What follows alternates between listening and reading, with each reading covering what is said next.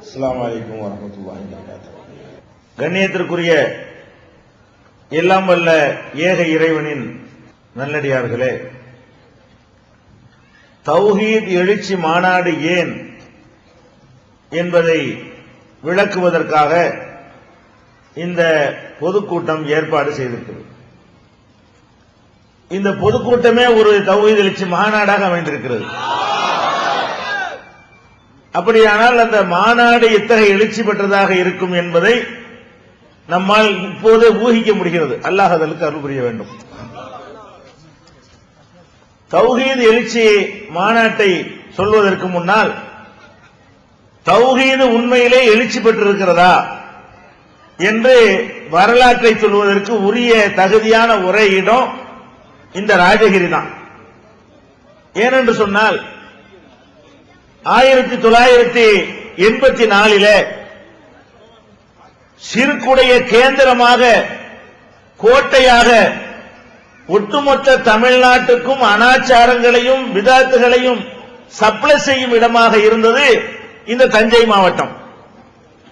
எந்த அளவுக்கு இருந்தது என்று சொன்னால், தஞ்சையில 1984 ஆற்றங்கரை பள்ளிவாசலுக்கு அருகில் உள்ள திடலில வலிமார்கள் மாநாடு என்று ஒரு மாநாடு போட்டார்கள்.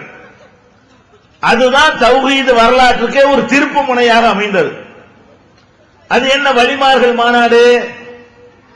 தமிழகத்தினுடைய ஜமாஅத்துல் உலமா சபை நடத்துகிற மாநாடு. மார்க்க அறிவு இல்லாத மூடர்கள் நடத்தல. அதை நடத்தினவங்க யார் என்று கேட்டால், தமிழ்நாட்டில் உள்ள அனைத்து உலமாக்களுக்கும் ஒரு சபை இருக்கிறது இல்லையா, அந்த சபை நடத்துகிறது இந்த மாநாட்டை. அந்த வலிமார்கள் மாநாட்டிலே என்ன கருத்து மெசேஜ் வைக்கிறார்கள் என்று சொன்னால், நாம வலிமார்கள்ட்ட தான் கேட்கணும். இதான் மெசேஜ். அல்லாஹ்விடத்தில் கேட்கவே கூடாது. இன்னைக்கு இப்படி பேச இயலுமா? எப்படிப்பட்ட எழுச்சியை நோக்கி வந்திருக்குன்னு பாருங்க. அன்னைக்கு பேசுகிறார்கள். யார் பேசுறா? வேலூர் பாக்கியாத்து சாலிஹாத்துல இருந்து என் பேரை கொண்ட ஒரு ஆளு, பிஎஸ்பி ஜெயினுல் ஆபிதீன் ஒரு ஆளு, வேலூர் ஷபீர் அலின்னு ஒரு ஆளு, கலந்தர் மஸ்தான் ரஹ்மான் ஒரு ஆளு, ரஹ்மானின் ஒரு ஆளு, மறுமலர்ச்சி ஆசிரியர் யூசுப் ஒரு ஆளு, முஸ்லீம் லீக்குடைய தலைவர் அப்துல் சமது ஒரு ஆளு, அதுபோக யூசுப் அன்சாரி, அப்துல் கனி பெரிய பெரிய பெரிய பெரிய உலமாக்கள் தமிழகத்தில் எங்களுக்கெல்லாம் கல்வி கற்றுத் தந்த, நாங்கள் 7 ஆண்டுகள் மண்டியிட்டு படித்தோமே, அந்த உலமாக்கள் எல்லாம் கூடி மக்களுக்கு சொல்கிறார்கள், நீங்கள் அல்லாஹ்விடத்தில் கேட்கக்கூடாது, உங்கள் கோரிக்கைகளை அவுலியாக்கள் தான் கேட்க வேண்டும், அல்லாஹ்விடத்தில் கேட்கிறதுக்கு உங்களுக்கு தகுதி கிடையாது. நீங்க அவுலியாட்ட கேட்டீங்கன்னா அவங்க நேரம் பார்த்து அல்லாஹ்ட்ட உங்களுக்கு வாங்கி தந்துருவாங்க. இந்த கருத்தை சொல்லி கடுமையான முறையில் ஷிர்கை போதிக்கிறார்கள் அந்த மாநாட்டில். நாங்களும் இது மாதிரி உங்களை மாதிரி பார்வையாளராக போய் உட்கார்ந்து இருக்கிறோம். ரத்தம் கொதிக்கிறது. இவர்கள் மார்க்கம் கற்ற அறிஞர்களா, மக்களுடைய விருப்பம் போல மார்க்கத்தை வளைக்கக்கூடியவர்களா? இன்றைக்கு தர்காக்களில் கண்ணுக்கு முன்னாடி நடக்கக்கூடிய அனாச்சாரங்களை பார்க்கிறோம். ஏகத்துவ கொள்கை குழி தோண்டி புதைக்கப்படுகிறது. இதை எதிர்த்து பிரச்சாரம் செய்ய வேண்டிய இவர்கள் ஊமை சாமியார்களாக இருந்தாலும் மன்னித்து விடலாம். அந்த அனாச்சாரத்தை பிரச்சாரம் செய்கிறார்கள் என்று சொன்னால் எப்படி ரத்தம் கொதிக்கும்? ஒரு ஏகத்துவவாதிக்கு எப்படி கொந்தளிக்கும்? அந்த மாதிரியான ஒரு கொந்தளிப்பான நிலைக்கு நாங்கள் ஒரு 3-4 பேர் ஆளானோம். அவ்வளவு பெரிய மக்கள் திரள்ல கோபம் வந்தது 4 பேருக்கு தான். பேசக்கூடிய பேச்சாளர்கள் ஒரே ஒரு ஆள் சரியாக பேசினார்.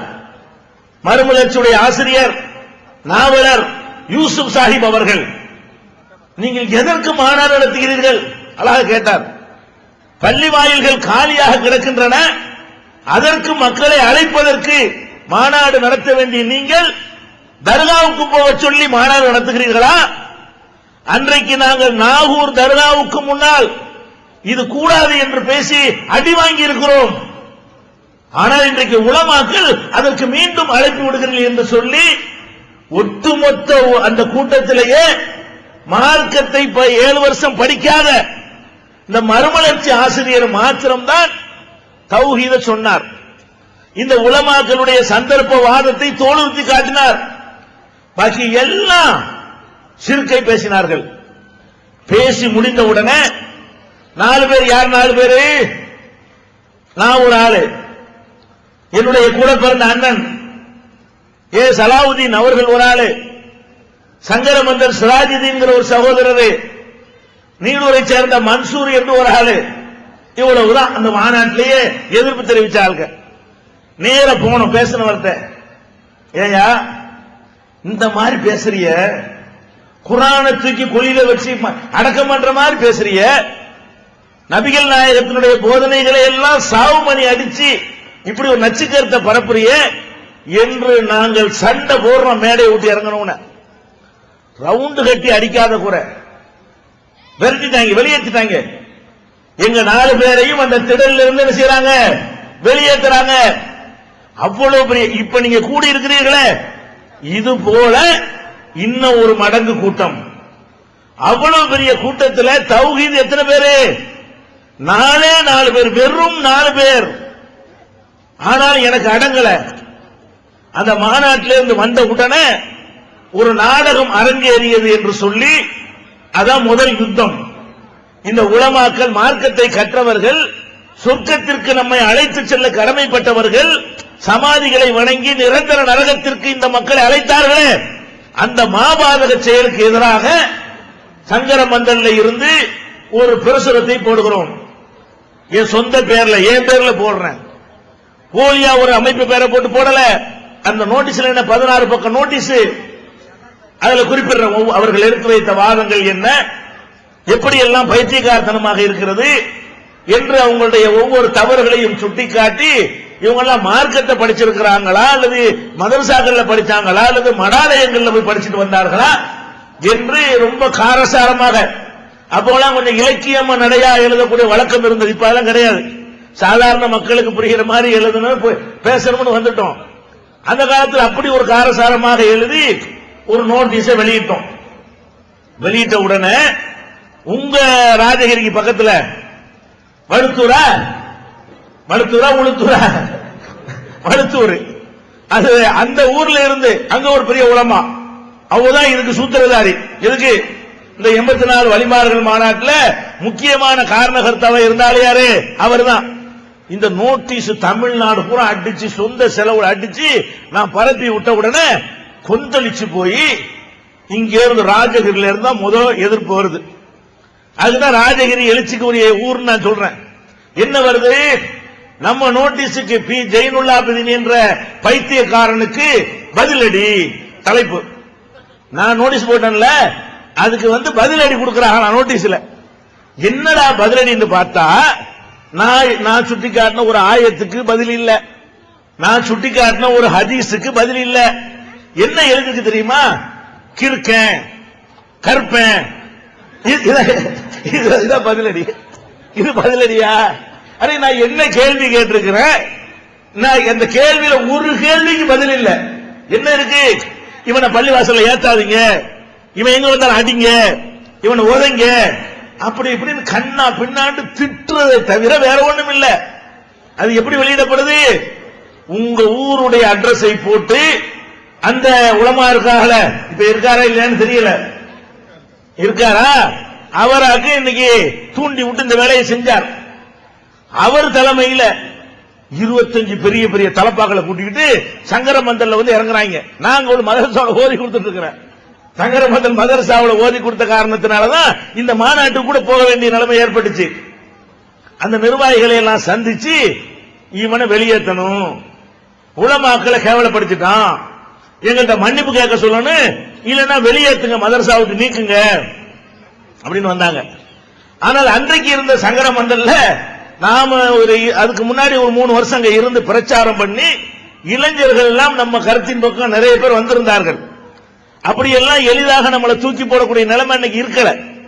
அதனால நிர்வாகம் அவங்க பாடத்தை ஒழுங்கா நடத்துறாங்க, இதுல அவங்க விஷயமா நீங்க தலையிட வேணான்னு சொல்லி அனுப்பி முகத்துல கரிய பூசிட்டாங்க. அதுக்கு சூத்திரதாரியா இருந்தவர் யாரு? இந்த உங்க பகுதி, இந்த ராஜகிரியில இருந்தா அந்த எதிர்ப்பு முட்டுக்கட்டையே கிளம்புகிறது. ஒட்டுமொத்த தமிழ்நாட்டிலேயே இந்த நஜாத்துன்னு பேர் வச்சது, அடிக்க சொன்னது, போர்டு வைக்க சொன்னது இந்த சித்தாந்தம் எல்லாம் உருவானது இங்கதான். எங்க தௌஹீதுக்கு எதிரான ஷிர்க்குடைய கோட்டையாக திகழ்ந்து பிரச்சார கேந்திரமாக இருந்து பேருக்கு தான் தஞ்சாவூரை தவிர தஞ்சை மாவட்டம் பேர்ல நடந்த அத்தனை ஷிர்க்கு வெறியாட்டமும் இங்க இருந்துதான் தலையெடுத்தது. திருப்பந்துருத்தின்னு ஒரு ஊரு, அது உங்க மாவட்டமா நாகை மாவட்டமா? தஞ்சை மாவட்டம். திருப்பந்துருத்தியில எனக்காக உலமாக்கல் சபை கூடுது. இதுக்கப்புறம் இந்த மாதிரி நோட்டீஸ் போட்டு விட்டான், மன்னிப்பு கேட்க மாட்டேங்கிறான், சங்கரமந்தலை நீக்க மாட்டேங்கிறாங்க கூடுது. இதுக்கப்புறம் இந்த மாதிரி நோட்டீஸ் போட்டு விட்டான், மன்னிப்பு கேட்க மாட்டேங்கிறான், சங்கரமந்தலை நீக்க மாட்டேங்கிறாங்க, இவனை விடக்கூடாது, இவனை அட்ரஸ் இல்லாம ஆக்கணும் அப்படின்னு சொல்லி எனக்காக வேண்டிய சங்கரமந்தல் திருத்துறை திருப்பந்துருத்திங்கிற ஊர்ல உலமாக்கல் சபையுடைய பொதுக்குழு கூடுகிறது.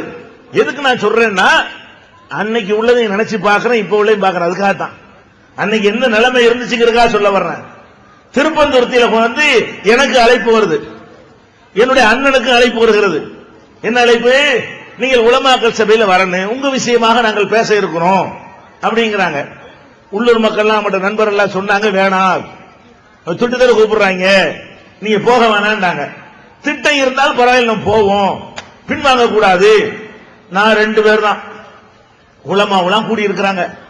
அப்பதான் உலமாக்களுடைய இன்னொரு முகம் எங்களுக்கு தெரியுது.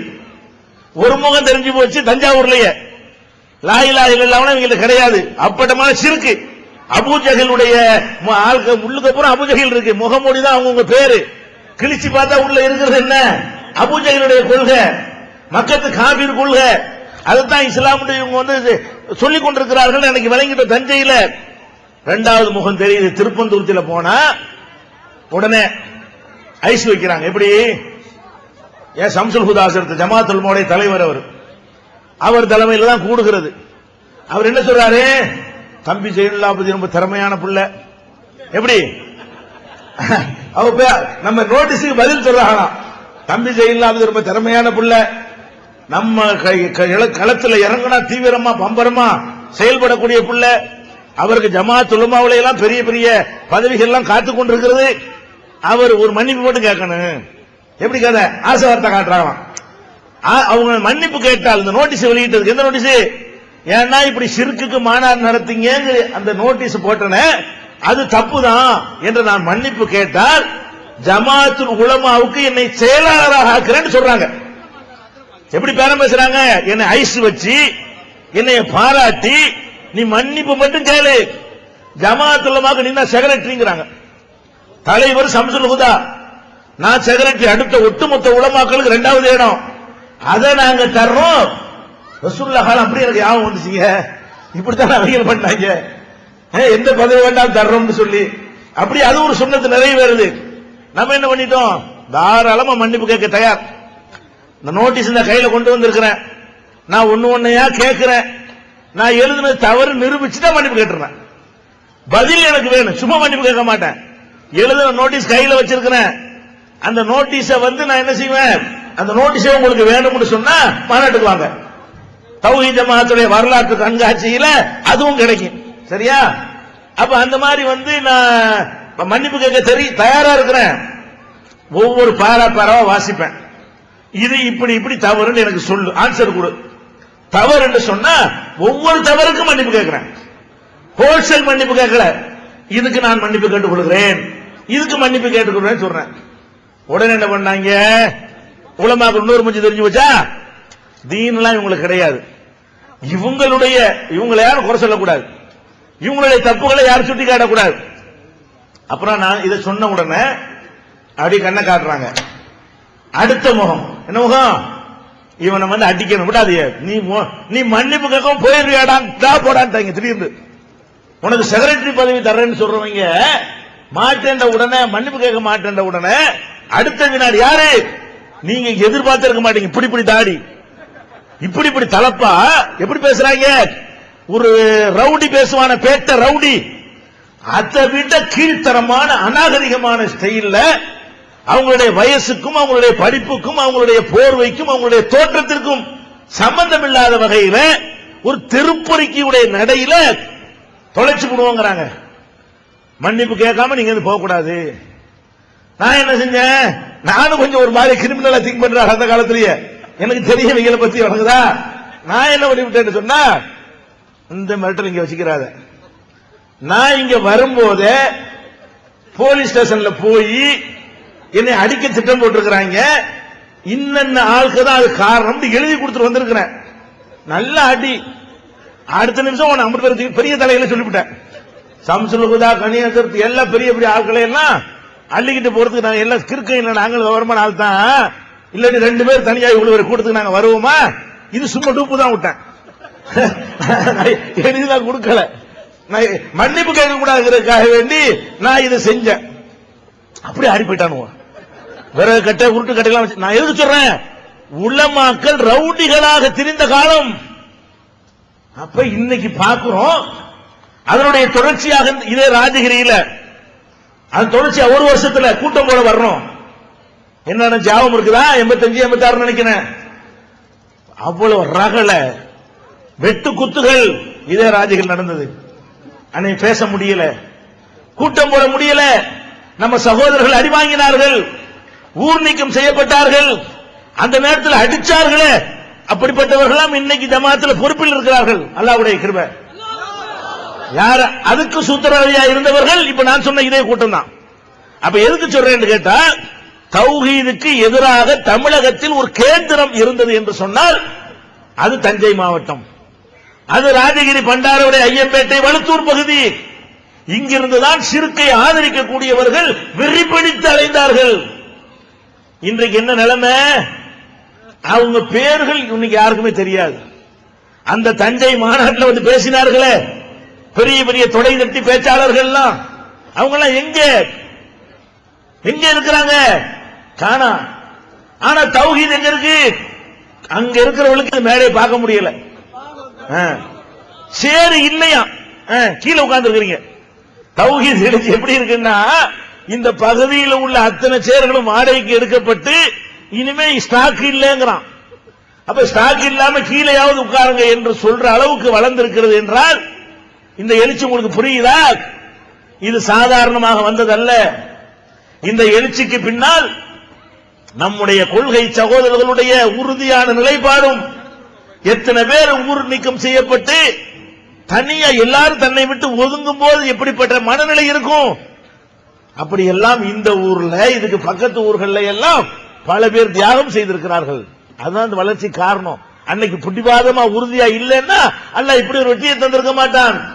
பேசுகிற பேச்சாளர்கள் மாத்திரம் உறுதியா இருக்கல, இந்த கொள்கை ஏற்றுக்கொண்ட ஒவ்வொரு கொள்கை சகோதரனும் பத்தரை மாற்று தங்கமாக இருந்தான். அந்த அளவுக்கு உறுதிப்பாடாக இருந்தான். ஊரையே எதிர்த்து நின்றான், தன்னந்தனியாக நின்றான். அவ்வளவுக்கு பிறகுதான் அல்லாஹ் இப்படி ஒரு எழுச்சியை தந்திருக்கிறான் என்பதற்காக இந்த ராஜகிரி எழுச்சி மாநாட்டை பற்றி விளக்குவதற்கு ஏற்ற இடம் என்பதற்காக இது நான் சொல்றேன். இது பீடிகை. இந்த தௌஹீத் எழுச்சி மாநாடு ஏன், அதுக்கு வந்துருவோம். இது உங்க பகுதிக்கு சொல்ல வேண்டிய ஒரு செய்தி. பழைய கதைகள் நிறைய பேருக்கு தெரியாது. உங்க பகுதி மக்களுக்கு சொல்ல வேண்டிய செய்தி. இவங்கெல்லாம் காணா போயிருவார்கள். இன்றைக்கு உள்ள சூழ்நிலையில எல்லாம் வயசான ஆளுக்கு பள்ளிவாசல கட்டி காத்துட்டு இருக்கிறாங்களே, இவங்க தான் இருக்காங்களே தவிர அவங்க பிள்ளைகள் நம்மகிட்ட இருக்கிறாங்க. பாப்பாக்கள் அங்கிட்டு பக்கம் இருக்கிற, அத்தாக்கள் அங்கிட்டு இருக்கிறாங்க, பிள்ளைகள் அந்த பக்கம் இருக்கிறாங்க. இன்னும் 5-6 வருஷம் தான் எல்லா பள்ளிவாசல் நம்ம கையில தான், சந்தேகமே கிடையாது. இன்ஷா அல்லாஹ். நான் மிகைப்படுத்தி கூடுதலா சொல்லவே இல்லை. இவங்களுடைய காலம் முடியக்கூடிய கட்டத்தில் எல்லா பள்ளிவாசலும் தௌஹீதுடைய கோட்டையாக இருக்கும். ஷிர்கை ஆதரித்து பேசியவர்கள் எல்லாம் இருந்த இடம் தெரியாமல், வாழ்வதற்கு வழி இல்லாமல், அடியோடு காணாமல் போய்விடக்கூடிய நிலைமை இன்ஷா அல்லாஹ் சந்திக்கத்தான் போகிறோம். இப்ப வரும் விஷயத்துக்கு, இந்த தௌஹீத் எழுச்சி மாநாடு நம்ம எதுக்கு நடத்துறோம் வழங்கிக் கொள்ளணும். இப்படி ஒரு மாநாடு தேவையான கண்டிப்பா தேவை. ஏன் தேவை என்றால், நம்ம இந்த 25 ஆண்டுகளாக நம்ம என்ன செஞ்சோம் நிறைய பேருக்கு தெரியல. என்ன விளங்கி வச்சிருக்காங்க தெரியுமா? தமிழ்நாடு தௌஹீத் ஜமாஅத்னா தொழுவும் போது பள்ளிவாசல்லையே பிரச்சனை உண்டாக்குவாங்க. இதான் நம்மளை பத்தி மக்களுக்கு எவ்வளவு தெரியும். தௌஹீத் மக்களுக்கு கரெக்டா தெரியும். தௌஹீதுல இல்லாத பொதுமக்கள் என்ன விளங்கி வச்சிருக்காங்கன்னு கேட்டா, தௌஹீத் ஜமாத்தா விரல போய் ஆட்டுவாங்க, தொப்பி போட மாட்டாங்க, அஜத்துல சண்டை பிடிப்பாங்க, இதான் ஆமீன் சத்தம் போட்டு சொல்லுவாங்க. நெஞ்சில கையை கட்டுவாங்க. இவ்வளவுதான் தௌஹீத் ஜமாத்து. இதை தவிர தௌஹீத் ஜமாத்தை பற்றி எதுவும் தெரியாதவர்களாக கணிசமான முஸ்லிம்கள் இருந்து கொண்டிருக்கிறார்கள், அதிகமான முஸ்லிம்கள் இருக்கிறார்கள். அவர்களுக்கு இந்த ஜமாத் என்றால் என்ன, இது என்ன செஞ்சிருக்கிறது என்பதை எல்லாம் தெள்ள தெளிவாக விளக்கணும் என்று சொன்னால், இதுக்கு பின்னாடி 10 பேர் 5 பேர் இல்லப்பா, 5 வருஷத்துக்கு பிறகு நாங்க தான் தமிழகத்தினுடைய ஒட்டுமொத்த இஸ்லாமிய அமைப்புகளையும் ஆளப்போகிறவர்கள் என்பதை நிரூபிக்க வேண்டுமானால் அதற்கு ஒரு மாநாடு தேவை என்று நாங்கள் முடிவெடுத்தோம். எதுக்கு இந்த மாநாடு கேட்டா, நபிகள் நாயகம் ஸல்லல்லாஹு அலைஹி வஸல்லம் அவங்க வாழ்ந்த காலத்துல மக்காவில் உள்ளவர்கள் அவங்களை எதிர்த்தார்கள். இது நம்ம எல்லாருக்கும் தெரியும். மதீனாவில் உள்ளவர்கள் எல்லாம் கணிசமா ஆதரித்தார்கள். இது நம்ம எல்லாருக்கும் தெரியும். இடைப்பட்ட ஊர்ல சில மக்கள் இருந்தாங்கல்ல, அவங்க எல்லாம் எதிர்க்கவும் கிடையாது, ஆதரிக்கவும் கிடையாது. இவங்களோட சேர்ந்துகிட்டு படை திரட்டிக்கிட்டு வரவும் கிடையாது. அதே நேரத்தில் ரசூலுல்லாஹ்வுக்கு பின்னாடி அணிவகுத்து போகவும் கிடையாது. அவங்க என்ன பண்ணாங்கன்னா, கொஞ்ச நாள் நம்ம வெயிட் பண்ணுவோம். யாரு? மக்காவையும் மதீனாவையும் சேராத மக்கள் அவங்க என்ன செஞ்சாங்கன்னா, கொஞ்ச நாள் நம்ம வெயிட் பண்ணுவோம். எதுக்கு வெயிட் பண்ணுவோம்? இவர் கை ஓங்குதா அவங்க கை ஓங்குதா அதை பார்ப்போம். அந்த மக்கள் எதை பார்க்கறாங்க? முகமது கை ஓங்குதா அதை பார்ப்போம். அந்த மக்கள் எதை பார்க்கறாங்க? முகமது கை ஓங்கிருச்சுன்னு சொன்னா அங்கிட்டு போய் சேர்ந்துக்குருவோம். அவர் கொஞ்சம் நல்ல விஷயத்தான் சொல்றாரு. இவங்க கை ஓங்கி போய் முகமதை காலி பண்ணிட்டாங்கன்னு சொன்னா இங்கிட்டு பார்க்க சேர்ந்துக்குருவோம். அது வரைக்கும் நம்ம என்ன செய்வோம்? நடுநிலை வகிக்குவோம். அப்படிங்கிற மாதிரியான ஒரு கூட்டம் தான் நபிகள் நாயகம் ஸல்லல்லாஹு அலைஹி வஸல்லமுடைய துவக்க காலத்தில் இருந்து மக்காவுக்குல இருந்து மதீனாவுக்கு போய் 6 வருஷம் வரைக்கும் இப்படிப்பட்ட கூட்டம் தான் அதிகமா இருந்தாங்க. பெரிய அளவுல கூட்டம் வளரவே இல்லை, அங்கொன்றும் இங்கொன்றுமாக வளர்ந்தது.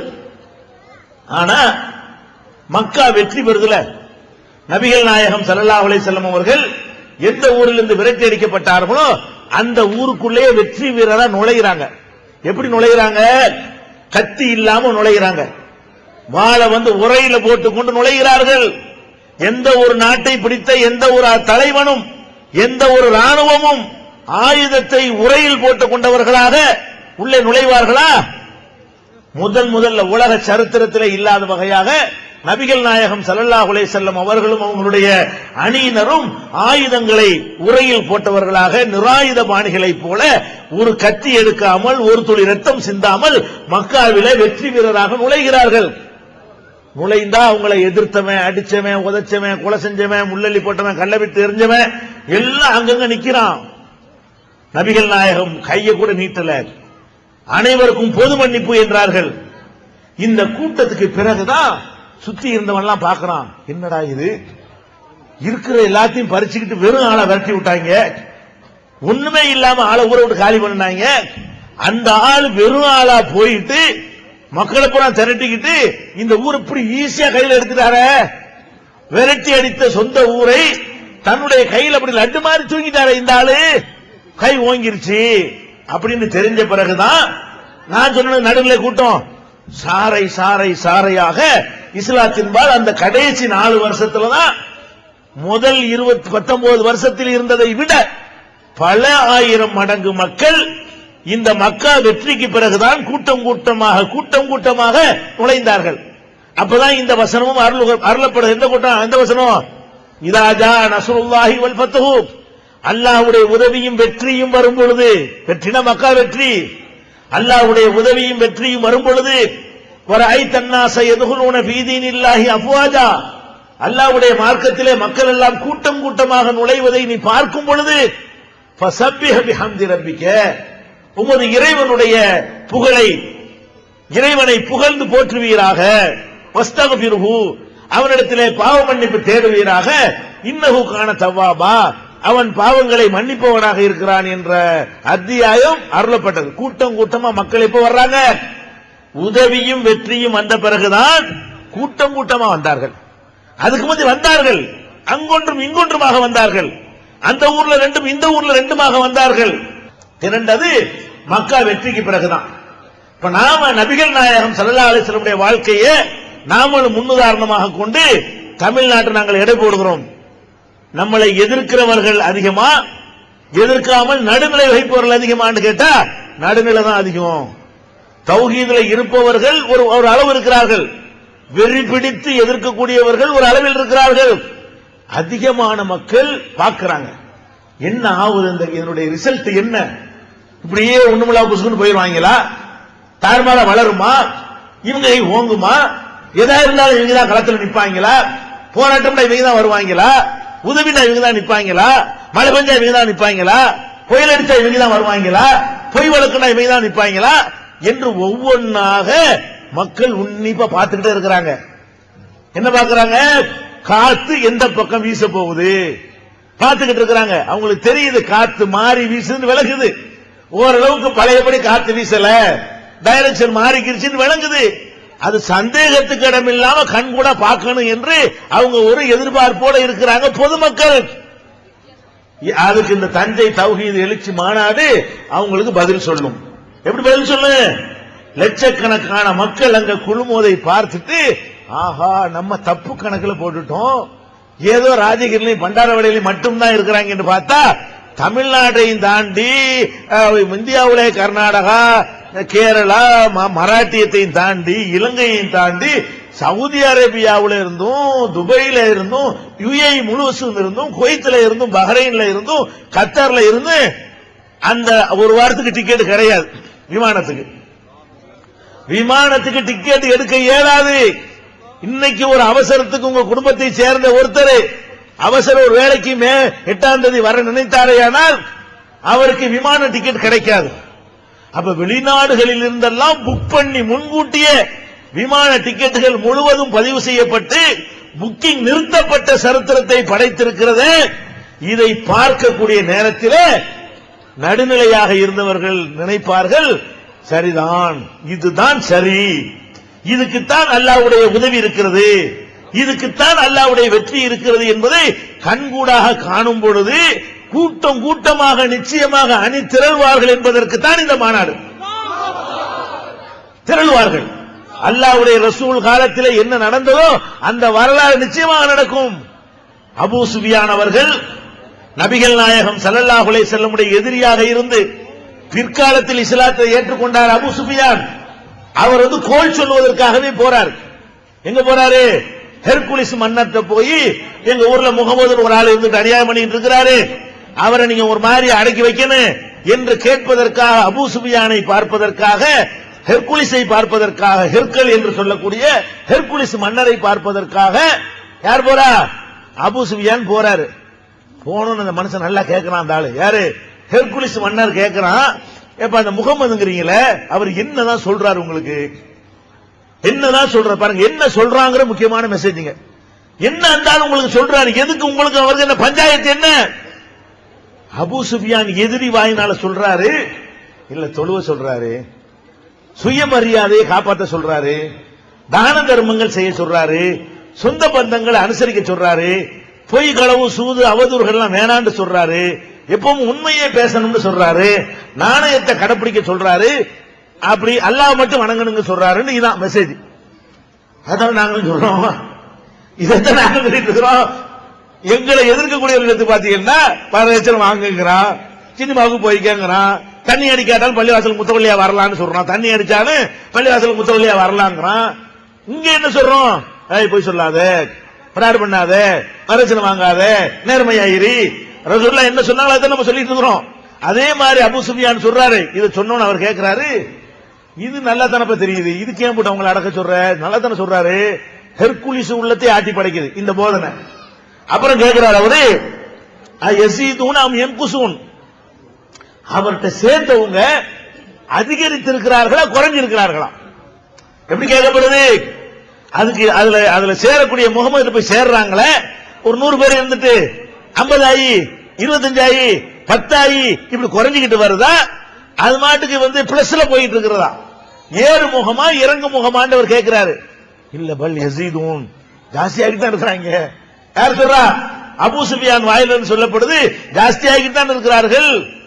அப்புறம் கேட்கிறாரு, இந்த முகமது போய் சேர்ந்தாங்களே, சேர்ந்த ஆட்க சொந்த காரணத்துக்காக வெளியே வந்திருக்கலாம், இந்த தீனு சரியில்லை, இந்த கொள்கை சரியில்லைன்னு யாராச்சும் வெளியே வந்திருக்கிறாங்களா கேட்கிறாரு. ஒருத்தரும் வெளியே வரல, கொள்கை விமர்சிச்சு யாரும் வரல, காசு வரல பணம் தரலன்னு வெளியே போயிருப்பாங்க. கொள்கை தப்பு என்று யாராவது விமர்சித்தார்களா? அப்ப அபூ சுஃபியான் சொல்றாரு கிடையவே கிடையாதுங்கிறாரு. அப்ப அது பூரா அன்னைக்கு பாக்குறோமா இல்லையா? இந்த ஜமாத்து வளர்ந்துச்சா சுருங்குனுச்சா? அன்னைக்கு வெறும் 4 பேர் நின்று நாங்கள் கூட்டம் போட முடியாமல் விரட்டி அடிக்கப்பட்ட நிலைமை எங்க? 4 தெருவும் கொள்ளாத அளவுக்கு ஆண்களும் பெண்களுமாக நிரம்பி வழிகிற இந்த நிகழ்ச்சி எங்க வளரல? ஒரு அறைகூல் விடுவோமா? அதே நாள்ல நீங்க தஞ்சாவூர்ல அதே வலிமார்கள் மாநாடு போடுறீங்களா பாப்போம். வலிமார்கள் மாநாடு போட்டீங்கல்ல, அதே தேதியில, அதே தேதி கூட வேணாம், இந்த இதே இடத்திலேயே உங்களுக்கு நாங்க 1-2 நாள் எக்ஸ்டென்ஷன் பண்ணி தர்றோம், கபர் வணங்கலாம் வாங்கன்னு கூப்பிட்டு இந்த ஏகத்துவ எழுச்சிக்கு நிகராக போட்டியாக இதை வெல்லுகிற மாநாடு உங்களுக்கு போட முடியுமா?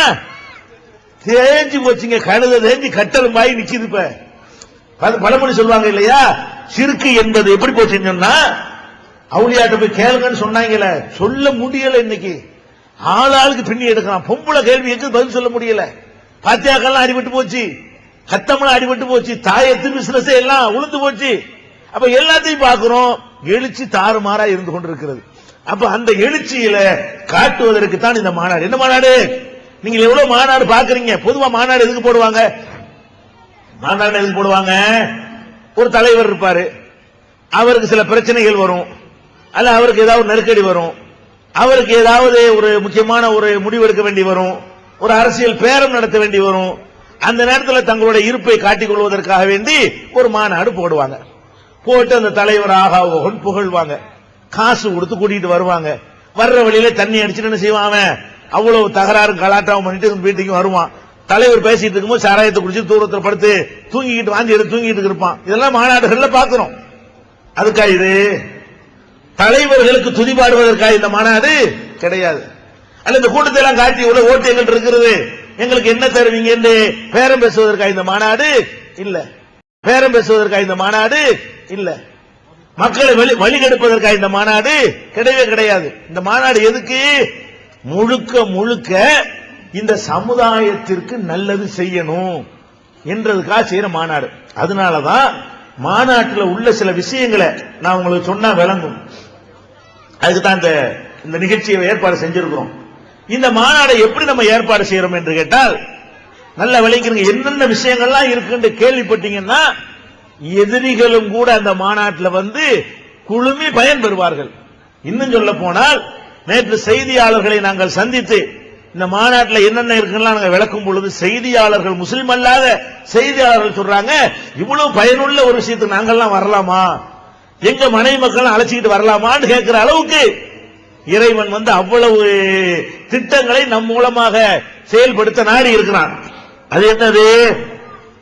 முதலாவதா எடுத்துக்கொண்டீர்களே ஆனால், இந்த மாநாட்டில் ஒரு பெரிய அரங்கம், லட்சக்கணக்கான மக்கள் ஒரே இடத்தில் அமர்ந்து பார்ப்பதற்காக ஒரு பெரிய அரங்கம்.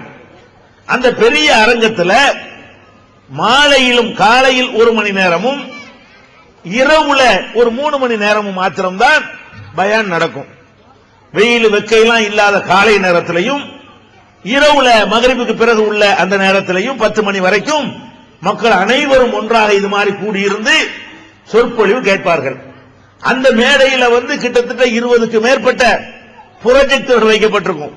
இங்க இருந்து நீங்கள் மேடையை பார்த்தா கூட ஒழுங்கா தெரியாது, தூரத்தில் இருக்கிறவங்களுக்கு நல்லா தெரியும். அந்த அளவுக்கு பெரிய ஸ்கோப் திரை, சினிமா பார்க்கிற மாதிரி பெரிய திரையில் என்ன செய்யறோம், அது வந்து டே அண்ட் நைட் திரையை போட்டு மொத்த மாநாட்டு காட்சிகளையும் எங்கிருந்து வேண்டாலும் பார்க்கலாம். இது ஒரு அரங்க, சின்ன நேரம் தான் இது. ஒரு நாளைக்கு 3.5 மணி நேரம் 4 மணி நேரம் தான் இதுல உட்கார போறாங்க மக்கள்.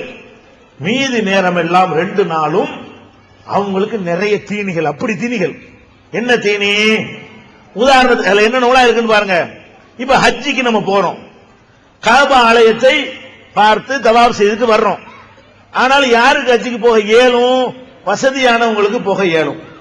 வசதி இல்லாதவங்களுக்கு அது எப்படித்தான் அந்த காபா இருக்கும் என்று பார்க்க இயலாது. வேணும்னா அந்த வடிவத்தை காட்ட முடியும், ஒரு சின்னதா ஒரு போட்டோவில் காட்ட முடியும், ஒரு பேனர்ல காட்ட முடியும், ஒரு சின்னதா ஒரு மினியேச்சர் மாதிரி இப்படி செஞ்சு வச்சு வேண்டால் காட்ட முடியும். ஆனால் நீங்க பாக்குறீங்க அவ்வளவுதான் அந்த காபாவுடைய உயரம் இல்ல. இந்த காபாவுடைய உண்மையான உயரம் என்ன? வாலி வசூல் வரதான் போங்க, அள்ளி போடுங்க. 43 அடி உயரம்ங்க. காபாவுடைய உயரம் எவ்வளவு? இது எவ்வளவு இருக்கு?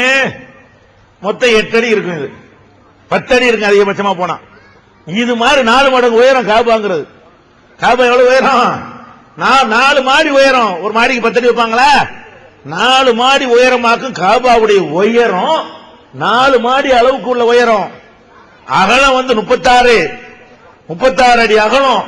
36க்கு 40 அவ்வளவு பெரிய ராட்சச சைஸ் ஆகும் காபாங்கிறது. அந்த காலத்துல மக்கள் உயரமா இருந்தாங்க. அதுல உள்ளக்க போய் தொழுவாங்க. தொழுவுறதுக்கு அந்த பள்ளிவாசம் தான். அதை சுத்தி நம்ம தொழுதுட்டு இருக்கிறோம். தூக்க காலத்துல உள்ளக்க தொழுதாங்க. சரியா? அது வெளியே நின்று தொழுதுட்டு இருக்கிறோம் வைங்களேன். அந்த காபா ஆலயத்தை வந்து அதே சைஸுக்கு அதே மாதிரி செஞ்சு வைக்கணும் 2 ஏக்கர்ல. அந்த மாநாட்டுக்கு வந்தீங்கன்னா அந்த காபா எப்படி இருக்கு இல்ல அப்படி சுத்தி வந்தீங்கன்னு சொன்னா இப்படித்தான் இருக்குமா? அதே நேரத்தில் அதைத்தான் காபா நினைச்சு தொட விட மாட்டோம். அதுல ஆள் போட்டிருப்போம், பேரிகார்டு போட்டிருப்போம், தடுத்திருப்போம். அது இந்த இடத்துல ஹஜ்ருல் அஸ்வத் இருக்கும், இது இப்படி இருக்கும், இப்படி இருக்கும்னு சொல்லி அந்த இடத்துல நின்று ஹஜ்ஜிக்கு போக முடியாதவங்க இருக்காங்களே, இறைவா இந்த காபாவை நேர பார்க்கிற பாக்கியத்தை கூட அல்லாண்டு அல்லாஹ்விடத்தில் துஆ செய்யக்கூடிய வகையில அது ஆர்வம் ஊட்டும். ஹஜ்ஜிக்கு போயிட்டு வந்தவர்களுக்கு போக நினைப்பவர்களுக்கும் எப்படி தவாஃப் செய்யணும், எப்படி அந்த மற்ற காரியங்கள்லாம் செய்யணும், எப்படி சாய் செய்யணும் என்பதை எல்லாம் விளக்குவதற்காக ஆண்களுக்கும் பெண்களுக்கும் தனித்தனி கைடுகள் இருப்பாங்க. ஆம்பளைக்கு ஆம்பளையை விளக்கிக்கிட்டு இருப்பாங்க, பெண்களுக்கு பெண்களை விளக்குவார்கள். அதுக்காக தனியா ஒரு அரங்கம் பண்ணிருக்கிறோம். அப்ப இது எதுக்கு பண்றோம்? ஹஜ்ஜி ஹஜ்ஜின்னு சொல்றோம். அதை நேர பார்த்துட்டு இதுதான் ஹஜ்ஜா, இப்படித்தான் செய்யணுமா என்று இங்கே விலகி கொண்டார்களே. ஆனால் அங்கு போவதற்கு வசதியா இருக்கு. போகவே முடியாதவர்கள், தங்கள் வாழ்நாள்ல 1 லட்சம் ரூபாய் 1.5 லட்சம் ரூபாய் செலவழித்து போக முடியாதவர்கள் இப்படித்தான் இருக்கும்னு ஒரு சும்மா ஒரு போலியான வடிவத்தையாவது பார்த்துக்கிறேன் என்பதற்காக வேண்டி ஹஜ்ஜி டெமோ காட்சி வச்சிருக்கிறோம். 1. அடுத்து என்ன? தொழுகை பயிற்சி அரங்கங்களை பாத்தீங்கன்னா தொழ தெரியாத ஒரு தொழுவுற நிறைய பேர் தொழுவுறாங்க. சுன்னத்தான முறைப்படி தொழுவு தெரியல. ஆம்பளை தொழுவுறதும் சரியா இல்ல, பொம்பளை தொழுவும் சரியா இல்ல. தொழுகைக்கு ட்ரைனிங் கொடுப்பதற்காகவே ஆம்பளைக்கு ஒரு அரங்கம், பெண்களுக்கு ஒரு அரங்கம். ஒரு 50 பேராக 100 பேராக உள்ள நுழைக்கப்படுவார்கள். பெண்களுக்கு ஒரு ஆள் தொழுவிப்பாங்க. 4-5 பெண்கள் நின்று அவங்களுக்கு வந்து கைடு பண்ணுவாங்க. கையை ஒழுங்கா கட்டாடி இப்படி கட்டுங்க, அப்படி கட்டுங்க, இப்படி வைங்க, ருக்குல நிப்பாட்டி வச்சு ஒழுங்கா கையெல்லாம் இருக்குதா, பெண்கள் ஒழுங்கா தொழுகிறாங்களான்னு பெண்கள் கண்காணிப்பார்கள். ஆண்கள் ஒழுங்கா தொழுகிறாங்களான்னு சொல்லி ஆண்கள் கண்காணிப்பார்கள். முழுசா கண்காணிச்சு விரல் எப்படி இருக்கணும், கை எப்படி இருக்கணும், ருக்குல எப்படி இருக்கணும், அத்தையாத்துல எப்படி இருக்கணும் என்பதை எல்லாம் விளக்கக்கூடிய வகையில தொழுகை பயிற்சி அரங்கம். இது யாருக்கு நல்லா தெரியுமோ அவங்க வந்து ஒரு உதாரணமா 8 மணிக்கு ஆரம்பிக்கணும், 8 to 8 அது நடக்கும். 8 to 9 பிரேக், 9 to 9:30 மறுபடி நடக்கும், 9:30 to 10 பிரேக். பல தடவை அந்த முதல் 100 பேர்ல நம்ம போகாட்டி என்ன நீங்க பயப்பட தேவையில்லை. தொழ தெரியாதவர்கள் பார்த்து சாயந்தரம் வந்துடலாம், வந்து சாயந்தரம் கத்துக்கலாம். அப்ப ஆண்களுக்கும் பெண்களுக்கும் தொழுகையை பற்றி அறிந்து கொள்வதற்காக தனித்தனியான பயிற்சி அளிக்கப்படுகிறது. அப்ப இது நம்ம செலவழிக்கிறோம்ல, நம்ம செலவழிச்ச காசுக்கு இந்த உம்மத்தில் உள்ளவர்கள் ஏற்றுக்கொள்ளப்பட வகையில் தொழுது விட்டார்கள் என்று சொன்னார். எத்தனை கோடி செலவழிச்சா என்னங்க அதுக்கு ஈடாகுமா? மறுமையில கிடைக்க போகுது. அவன் இபாதத்தை பாதுகாத்துக்கிறான, சரியான முறையில் அவனுடைய தொழுகை அமைந்து விட்டால் அவன் சொர்க்கத்துக்கு கன்ஃபார்மா போயிருவானே. அப்ப சொர்க்கத்திற்கு போவதற்காக கற்றுக் கொடுக்கத்தான் இந்த அரங்கத்தை ஏற்பாடு, ஆணுக்கு பெண்ணுக்கு தனித்தனியாக. அது மாதிரி ஜனாசா, ஒரு மனிதன் இறந்து விடுகிறான், கூலிக்குத்தான் என்ன செய்யறோம்? குளிப்பாட்டுறதுக்கு நம்ம ஆட்களை பிடிக்கிறோம். நம்மளே குளிப்பாட்டினா என்ன? நம்ம குடும்பத்தில் உள்ள ஆளை நம்ம குளிப்பாட்டினா எவ்வளவு உரிமையா இருக்கு. நம்மளை வந்து உயிரோட இருக்கிற நேரத்தில் நம்ம தகப்பனார் எடுத்து வளர்த்திருப்பாரு, தாயார் வளர்த்திருப்பாங்க, நம்ம அவர் மடியில மலஜலம் கழிச்சிருப்போம், அதெல்லாம் அவங்க சகிச்சுக்கிட்டு இருந்திருப்பாங்க. அந்த மாதிரி நம்ம தகப்பனார் இறந்து போயிட்டாரு, நம்ம தாயார் இறந்து போயிட்டாங்களே, அதை நம்மளே குளிப்பாட்டினா என்ன அப்படின்னா அது உங்களுக்கு செய்யற சரியான கடமையா இருக்குமா இல்லையா? மனநிறைவு அடையுமா இல்லையா? கூலிக்கு செய்யற வேலையா? நம்ம சின்ன பிள்ளையா இருக்கும் போது நம்ம மலஜலம் கழித்தா கூலிக்கு ஆள் வச்சா நம்மளை சுத்தப்படுத்தினாங்க, அவங்க மடியில சுமக்கலையா? அப்ப பெற்றோர்களுக்கு என்ன செய்யறோம்? அந்த குளிப்பாற்ற வேலையை கூட கூலிக்கு பிடிக்கிறோம். ஏன்? தெரியாதனால. ஜனாசாவை எப்படி கஃன் போடணும், ஜனாசாவையே போட்டு, அதுக்கான ஒரு ஆளை ஜனாசா வாக்குறது இல்ல, ஜனாசா மாதிரி ஒரு பொம்மையை போட்டு அந்த பொம்மைக்கு கிழிச்சு கபனை கிழிச்சு அது எப்படி ஆம்பளைக்கு எப்படி மாற்று, ஆணுக்கு தனி பெண்ணுக்கு தனி. பெண்களை எப்படி குளிப்பாட்டுவது என்பது அது பெண்களுக்கு தனியா ஒரு அரங்கத்தில் பெண்கள் சொல்லிக் கொடுப்பார்கள். ஆண்களை எப்படி குளிப்பாட்டுவது என்பதை ஆண்களுக்கு ஆண்கள் நடத்துவார்கள். செய்முறையாக சும்மா பயான்மா நடத்த மாட்டாங்க, செஞ்சு காட்டி அந்த பொருளை செஞ்சு காட்டி என்ன செய்வாங்க, நடத்துவாங்க. இது ஒரு அரங்கம் இருக்கிறது. அதே மாதிரி குர்ஆன் ஓதுறீங்க, நிறைய பேர் குர்ஆன் ஓத தெரியல, அலிஃப் பேங்கிற எழுத்து கூட ஒழுங்கா வாசிக்க தெரியாம இருக்கிறாங்க. அப்ப ரொம்ப கவலைப்படுறாங்க, நம்ம குர்ஆன் ஓதலையே, நம்ம ஓதுனா நல்லா இருக்குமே என்று ஆசைப்படுறாங்க. ஆனால் அசரத்து மாற்ற ஓத போனேன்னு வைங்க, 5 வயசுல குர்ஆன் ஓத விட்டோம்னா 18 வயசு வர வரைக்கும் ஒண்ணு தான் ஓதிட்டு இருக்கிறான். இப்பதான் 1வது பாடம் வர்றாரு, 7வது பாடம் வர்றாருங்கிறாங்க. இன்னும் 15 வருஷம் ஓதக்கூடிய விஷயமா நினைச்சிட்டு இருக்கிறாங்க. குர்ஆனை பார்த்து ஓதுறதுக்கு 15 வருஷமா தேவை, 1 hour போதும். குர்ஆனை பார்த்து ஓத தெரியாதவர்கள் பார்த்து ஓத ஆசைப்பட்டால் உங்களுக்கு தேவை எவ்வளவு? 1 hour கிளாஸ் நடத்துவோம். 1 hourல அவ்வளவு பேரும் குர்ஆனை வாசிக்கிறோம். ஓத தெரியாத யாரா இருந்தாலும் சரி. அந்த மாதிரி ஆண்களுக்கும் பெண்களுக்கும் 1 மணி நேரத்தில் நடத்தக்கூடிய அந்த பாடத்தை வைத்து நீங்கள் உங்கள் வீடுகளிலே கொஞ்சம் பிராக்டிஸ் பண்ணீர்களேயானால் குர்ஆனை ஓத முடியும். இதுக்கு செலவழிக்கிற வெட்டியா? இதுக்காக வேண்டி நீங்க ஒரு மக்தப் நடத்துறீங்க, காலாகாலம் நடத்திக்கிட்டு இருக்கிறீங்க. நாங்க 1 hourல மக்தப் நடத்திடுறோமே, அதனை எப்படி செய்யறோம்? கிளாஸும் போர்டு போட்டு நடத்துறோம், கையில ஒரு சீடியும் கொடுக்கிறோம், ஒரு புஸ்தகமும் கொடுக்கிறோம். என்ன புஸ்தகம்? இதை போய் படி, தமிழ்ல எழுதி அரபி எழுத்துக்களை போட்டு குர்ஆனை எளிய முறையில் ஓதிட அப்படிங்கிற ஒரு புஸ்தகம் ஒண்ணு, ஒரு சீடி ஒண்ணு, பிளஸ் பயிற்சி வகுப்பு ஒண்ணு. இதுக்கப்புறம் சீடியை போட்டு புஸ்தகத்தை கையில வச்சுக்கிட்டு ஒரு 2 நாள் பாடுபட்டீங்கன்னு சொன்னா நீங்க அழகா குர்ஆனை வீட்டுல ஓதிக்கலாம். வாழ்க்கையை தொலைச்சிட்டு சின்ன வயசுல சேட்டை பண்ணிவிட்டு படிக்காம இருக்கிற எவ்வளவு பேர் இருக்கிறோம். அல்லாஹ்வுடைய வேதத்தை தாய்மொழியிலே, அந்த தூய ஒரிஜினல் மொழியிலேயே ஓதலாம்னா சின்ன விஷயமா இது? இதை செய்யறோம். அடுத்து பாருங்க, ஒரு மாநாட்டுக்குள்ள இப்படி இல்லாம செஞ்சாங்க. நீங்கள் நாள மாநாடுக்கு போயிருக்கிறீங்க, மாநாடுனா என்ன பண்ணிருப்பாங்க? ஒரு டான்ஸ் வச்சிருப்பாங்க, அந்த பக்கம் நமீதாவை ஆட விடுவாங்க, இந்த பக்கம் எவ்வளவு ஒரு சைத்தான விட்டு ஆட விடுவாங்க. உபாத்திர இதானங்க மாநாடு. கலாக ஜோக்கு, அந்த அவனை கொண்டா ஜோக், லியோனியை கூப்பிடு, அவனை விட்டு நகைச்சுவை பட்டிமன்றம் போடு, சிரிச்சிட்டு வர்றதுக்கு மாநாடு நடத்துவாங்க. இங்க சிரிப்புக்கு வேலை கிடையாது, டான்ஸுக்கு வேலை கிடையாது, பாட்டுக்கு வேலை கிடையாது, கேளிக்கைக்கு வேலை கிடையாது.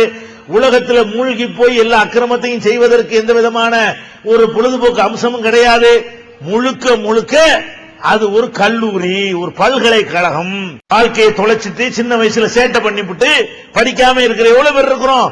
அல்லாஹ்வுடைய வேதத்தை தாய்மொழியிலே, அந்த தூய ஒரிஜினல் மொழியிலேயே ஓதலாம்னா சின்ன விஷயமா இது? இதை செய்யறோம். அடுத்து பாருங்க, ஒரு மாநாட்டுக்குள்ள இப்படி இல்லாம செஞ்சாங்க. நீங்கள் நாள மாநாடுக்கு போயிருக்கிறீங்க, மாநாடுனா என்ன பண்ணிருப்பாங்க?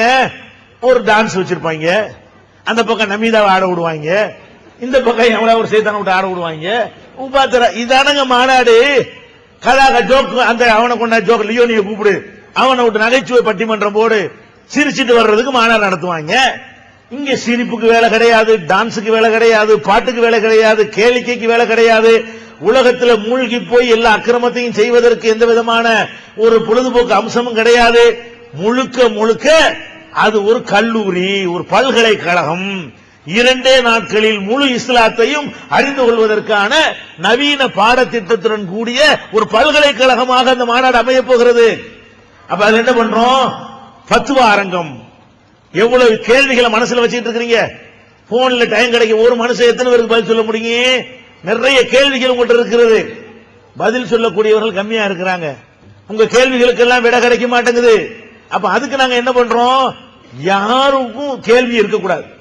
புதுசா வர்ற கேள்வி தான் இனிமே இருக்கணும். ஸ்டாக்ல யாருக்கும் கேள்வி இருக்கக்கூடாது. 50 கேள்வி எழுதிட்டு வா. ஃபத்வாவுக்கு ஒரு அரங்கம், 16 கம்ப்யூட்டரை போட்டுக்கொண்டு 16 ஆலிம்கள் என்ன செய்வாங்க? அந்த டேபிளுக்கு முன்னாடி அமர்ந்திருப்பார்கள். நீங்க உட்கார்ந்து உங்களுக்கு தேவையான கேள்வியை, ஒரு பேப்பர்ல ஒரு கேள்வி தான் கொடுக்கணும், 10 கேள்வி கூட கேட்கலாம், தனித்தனி பேப்பரா கேட்கணும். அப்பதான் விடை எடுக்க வசதியா இருக்கும். ஒரு கேள்வியை ஒரு பேப்பர்ல ஒரு கேள்வி என்று எழுதி கொடுத்தீர்களே ஆனால் அது தொழுகை சட்டத்தை கேட்கலாம், நோம்பை பத்தி கேட்கலாம், சொத்து பிரிவினை பத்தி கேட்கலாம், எதை பத்தி வேண்டாலும் கேட்கலாம். மார்க்கம் சம்பந்தப்பட்ட எதை கேட்டாலும் கேட்டு முடிச்சு 10வது நிமிஷத்துல பிரிண்ட் அவுட் கையில பிரிண்ட் பண்ணி கையில ஃபத்வா, சுட சுட இன்ஸ்டன்ட் ஃபத்வா. இன்ஸ்டன்ட் இட்லி போடுறாங்க இல்லையா, சுட சுட இட்லி. அந்த மாதிரி இப்ப என்ன பண்றோம், இன்ஸ்டன்ட் பத்துவாவாக வந்து உடனே உடனே பத்துவாக்கள், உடனே எந்த கேள்வியா இருந்தாலும் சரி, கூட்டமா இருக்கான்னு நீ மலர தேவையில்லை. 2 நாள் இருக்குல்ல, கூட்டமா இருந்தா வேற ஒண்ணுக்கு போயிட்டு சாயந்தரம் வாங்க. 2 நாளைக்கு ஃபுல்லா ஒதுக்கி இருக்கிற காரணத்தினால இந்த 2 நாளைக்கு உள்ள உங்களுடைய கேள்விகளை கேட்பதற்கு டைம் நிச்சயமா கிடைக்கும். பல அரங்கங்கள் இருக்கு. இதுக்கு போறவங்க இதுக்கு போகலாம், அதுக்கு போறவங்க அதுக்கு போகலாம். மாநாடுல எந்த பயான் நடக்காது, ராத்திரிக்கு தான் பயான் நடக்கும். பகல் பூரா சுத்தி வர்றதுக்கு அவ்வளவு விஷயங்கள் இருக்கிறது. இது பண்றோம். அடுத்து என்ன, பத்துவா அரங்கத்தை ஒட்டி இஸ்லாம் ஒரு எளிய மார்க்கம்ங்கிற நிகழ்ச்சி கண்டினியூவா தொடர்ச்சியா நடந்துகிட்டே இருக்கும். ஆள் மாறி 200 பேர் உட்காரக்கூடிய ஒரு அரங்கம் வச்சிருப்போம். யார் யார் கேள்வி இருக்க உட்கார வேண்டியது, எந்திரிச்சு கேள்வி கேட்க வேண்டியது, அவர் பதில் சொல்லுவார். பத்துவாவா பேப்பரா இல்லாம சாட்டா காதல வாங்கிட்டு போக நினைக்கிறாங்கன்னு வைங்க, அவங்களுக்காக வேண்டி இஸ்லாத்தை பற்றி கேள்வி கேட்டு தெரிந்து சொல்லக்கூடிய அதுல கூட்டமா இருக்கா. அப்புறம் வாங்க 2 நாளைக்கு இருக்க புரியல. அந்த மாதிரியான வகையில கேள்வி பதில் அரங்கம், இஸ்லாம் ஒரு எளிய மார்க்கம்ங்கிற அரங்கம் இருக்கிறது. அது ஒரு பக்கம் நடந்துகிட்டே இருக்கும். அது நடந்துகிட்டே இருக்கும் பொழுது இஸ்லாத்தை தழுவி வந்திருக்காங்கல்ல எவ்வளவு பேரு, ஏன் இஸ்லாத்துக்கு வந்தாங்க, அவங்களை எது கவர்ந்துச்சு, அதை நீங்க விளங்கி கொண்டால் உங்களுக்கு தாவாவுக்கு உதவும், உங்களுடைய ஈமான் பலப்படும். என்னை கவர்ந்த இஸ்லாம் என்று இஸ்லாத்தை ஏற்றுக்கொண்ட நம்முடைய கொள்கை சகோதரர்கள், நான் ஏன் இந்த இஸ்லாத்தை எனக்கு பிடிச்சிச்சு, நான் எதுக்கு இந்த மார்க்கத்துக்கு வந்தேன் என்று விளக்கி பயான் செய்து கொண்டே இருப்பு நடந்துகிட்டே இருக்கும். 2 நாளும் ஒவ்வொரு ஆளா மாறி மாறி ஏதாவது 1லயோ 2லயோ 3லயோ போய் நீங்க உட்கார்ந்து பங்கெடுக்கலாம். அதை கேட்க விரும்புறீங்களா, அதுல போய் உட்கார்ந்துக்கலாம். இந்த பக்கம் தொழுக அரங்கம் இருக்கும், அந்த பக்கத்துல பத்துவா அரங்கம் இருக்கும், இந்த பக்கத்துல எளிய மார்க்கம் இருக்கு. எதுலயாவது உட்கார்ந்துக்கிறங்க. இதுக்கு போயிட்டு அதுக்கு 2வது போங்க, அதுக்கு 2வது போயிட்டு இதுக்கு போவாங்க. ஒரு கண்காட்சிகள் அப்படி செய்ய மாட்டீங்களா? இந்த மாதிரியான அரங்கங்கள் வைத்திருக்கிறோம். அதே மாதிரி வந்து இந்த அசர்த்துமார்கள், பாதிரியார்கள், சாமியார்கள் மண் தந்திரங்களுக்கு மாயாஜால வித்தை என்று சொல்லி சில வித்தைகளை அறிந்து வைத்துக் கொண்டு மக்களை ஏமாத்தி கொள்ளையடிச்சிட்டு இருக்கிறாங்க. இப்ப கூட ஒரு கல்கி சாமியார் ஒரு அயோக்கியன், அவனை பாக்குறதுக்கு கோடி கோடியா கொடுக்கணுமா, கோயில் கட்டி மக்கள் எல்லாம் கூட்டி 30-40 பேர் காலி பண்ணிட்டாங்க, நெரிசல்லே காலி பண்ணிட்டாங்க. இதெல்லாம் என்ன காரணம்? மனிதனுக்கு எது செய்ய முடியுமோ அதான் செய்ய இயலும், செய்ய முடியாதுன்னு அதை செய்ய இயலாது. இதை விளங்காம இப்படின்னு மோதிரத்தை எடுத்து கொடுத்தான்னு வைங்கண்ணா, வெறுங்கையில் மோதிரத்தை காட்டணும்னு வைங்களேன், அவர் எப்படி ஆள் தெரியுமா, என்ன வேண்டாலும் அப்படின்னு நினைக்கிறது. எப்படி எடுக்க முடியும்? வெறுங்கையில் மோதிரம் வரும், ஏற்கனவே மறைச்சு வச்சிருந்தா தான் எடுக்க இயலும், செட்டிங் பண்ணாமல் எடுக்க இயலாது, சும்மா எடுக்க இயலாது யாராலையும். அப்ப இந்த மேஜிக் என்ற பெயரை தான் என்ன செய்யறான், இந்த அஜர்த்துமார்கள் இவங்க எல்லாம் கத்துக்கொண்டு இந்த சமுதாயத்தை மழுங்க செஞ்சு அப்படி எலுமிச்சம்பழத்தை தடுத்து ரத்தம் ஊத்தும். இப்படிமா மரியாதையா 11 காரவா கொடுக்கல, ரத்தங்களுக்கு சாவு வேண்டும், கத்தி எடுத்து அறுப்பான் எலுமிச்சம்பழத்தை, ரத்தமா ஊத்தும். தாங்க அசரத்து இப்படி ஏமாத்துறானா இல்லையா? என்னடா எலுமிச்சம்பழம், அதை தாண்டி பூசணிக்காயில கூட ரத்தம் வர வைக்குவோம் நாங்க. இதுக்காக என்ன செய்யறோம்? மாயாஜால மர்மங்கள் ஒரு அரங்கம். மாயாஜால மர்மங்களுக்கு போனா ஒரு சாமியார் அப்படி அந்த இடத்துல உட்கார்ந்துருப்பாரு, கீழே எல்லாம் தடவி நீங்க பார்க்கலாம், கையை விட்டு பார்க்கலாம், ஒண்ணுமே இருக்கா, மேல நிப்பாரு, அந்த இடத்துல இருப்பாரு. எப்படி அந்த இடத்துல இருப்பாரு? இப்படித்தான் ஏமாத்துறான்னு சொல்லிட்டு விளக்கம் செய்யப்படும். எப்படி அந்த இடத்துல நீ நிக்கலாமே, அந்த இடத்துல நிக்கிற, அந்த இடத்துல நிக்கிற மாதிரி காட்டலாம். எலும்பு கூடு பேசும், உங்க கேள்விக்கு எலும்பு கூடு பதில் சொல்லணும், எலும்பு கூட சொல்லணும், பட்டனை தட்டினா அது பேசும். அந்த மாதிரியான வெறுமனே தண்ணி ஊத்திக்கிட்டு இருக்கு, எங்க இருந்து வருதுன்னு தண்ணி தெரியாது, சும்மா தண்ணி ஊத்தும், ஒரு பானையிலையோ ஒரு மலையிலிருந்து வராது. இப்படியான மேஜிக் அரங்கம் தனியா ஒண்ணு வச்சிருக்கிறோம். அது உள்ள போனீங்கன்னா எப்படி எல்லாம் ஏமாத்துறானோ அதுகளெல்லாம் செஞ்சு காட்டி, சும்மா மேஜிக் சொன்ன இப்படி இந்த அமைச்சூர் தனமான மேஜிக் இல்ல, ரொம்ப ப்ரொஃபஷனலான மேஜிக். இது தொழில் முறையில செய்யறாங்கல்ல, அந்த மாதிரி நிபுணர்களை கொண்டு வந்து அங்க வச்சு என்ன செய்யறோம், இதுகளை ஒரு பக்கம் நடத்துறோம். அவர் அங்க லைட் மேஜிக் செஞ்சுக்கிட்டே இருப்பாரு, ஆயிரக்கணக்கான மேஜிக்கள் அதை செஞ்சு விழிப்புணர்வு கூட்டுவார். இதெல்லாம் பொய்ப்பா, நீ செய்யலாம்ப்பா, நாங்க செய்யலாம்ப்பா, யாரும் செய்யலாம். இதுக்காகத்தான் சாமியார்ட்ட போய் நம்பி ஏமாறுறீங்க. இப்படியே ஒரு கலை கிடையாது, ஏமாத்துறதாண்ட இதுல இருக்குது. நிஜமாக செய்ய முடியாது, கழுதையை குதிரை ஆக்க முடியாது, வெறும் டப்பாவுல புறாவை எடுக்க இயலாது. எடுக்கிறான்னு சொன்னா அவன் ஏற்கனவே புறாவை மறைச்சு வச்சிருக்கிறான், அது எப்படி மறைக்கிறான், அதெல்லாம் நேற்று இருக்கிறது என்று விலைக்கு சொல்லக்கூடிய வகையில மாயாஜால மர்மங்கள். அது மாத்திரம் இல்லாம இது மாதிரி நம்மளும் செஞ்சு விழிப்புணர்வு ஊட்டலாமே நினைப்பீங்கல்ல, அதுக்காக வேண்டி இந்த மாயாஜால பொருள்களை விற்கிறதுக்கு ஒரு அரங்கம் வச்சிருக்கிறோம். வாங்கிட்டு போலாம், என்னென்ன பொருளை வாங்கிட்டு போய் எப்படி எப்படி ஏமாத்துறாங்க காசு கொடுத்து, அது சும்மா இல்ல, அது மட்டும் அது காசு கொடுத்து வாங்கிட்டு போய் இந்த பாரு 50 காசு 2 ரூபாய் ஆக்குறேன் பாருன்னு காட்டுறான். நீங்க போய் காட்டிவிட்டு என்ன செய்யணும்? இதாண்டா ஏன்டா ஏமாறுறீங்க, இதைத்தாண்டா அசர்த்து பண்றாரு, இதைத்தாண்டா சாமியார்லாம் பண்றான் அப்படின்னு சொல்லி இந்த மக்கள் வந்து விழிப்படையணும். உலகத்திலேயே முஸ்லீம் தான் விழிப்புணர்வு பெற்ற சமுதாயம். அவனை ஏமாத்த இயலாது. இதுக்கு செலவழிக்கிற வெட்டியா? எதுக்குமான பைத்தியக்காரங்களா நாங்க இவ்வளவு போய் இத்தனை ஆண்டு கஷ்டப்பட்டு காசு எல்லாம் கொண்டு கொட்டுறதுக்கு நாங்க இருக்கணுங்களா? இல்ல, இது நிறைய மெசேஜ் உங்களுக்கு அப்படி யூஸ்ஃபுல் ஆகும். அது மாதிரி வச்சிருக்கிறோம். அதுக்கப்புறம் அல்லாஹ் குர்ஆன்ல சொல்றான் சில அத்தாட்சிகள். ஃபிரௌனுடைய உடலை பாதுகாத்து வச்சிருக்கிறோம். அதை எடுத்து ஈஜிப்ட்ல உள்ள ஒரு மியூசியத்தில் வச்சிருக்கிறாங்க. நம்மளோட உயரமா பாஜான்பாக அந்த காலத்து மனுஷன் வாழ்ந்திருக்கிறான். அந்த உடல் அதை சைஸ் எல்லாம் கண்டு ஃபிரௌனுடைய உடல் தான் ப்ரூவ் பண்ணி இருக்கிறாங்க. அந்த ஃபிரௌன் உடல் எப்படி மியூசியத்தில் இருக்குதோ அதை அப்படியே சுட்டுக்கிட்டு வந்து அதே மாதிரி செஞ்சு படுக்க போட்டு வச்சிருப்போம். இதுதான் ஃபிரௌன் உடல். இது அல்ல, ஆனா இதே மாதிரி இருக்கும். அது அங்க மியூசியத்தில் எப்படி இருக்கிறதோ அது அந்த உடல் அப்படியே போலித்தனமாக ஒரு நகல் எடுத்து அங்க முன்னாடி என்ன செய்யணும்? ஃபிரௌனுடைய உடலை நீங்கள் பார்க்கலாம். ஓ, இப்படிதான் பாதுகாத்து வச்சிருக்குது. நேர எகிப்துக்கு போய் பார்க்கறத இங்க உட்கார்ந்து பார்க்கலாம். எங்க பார்க்கலாம்?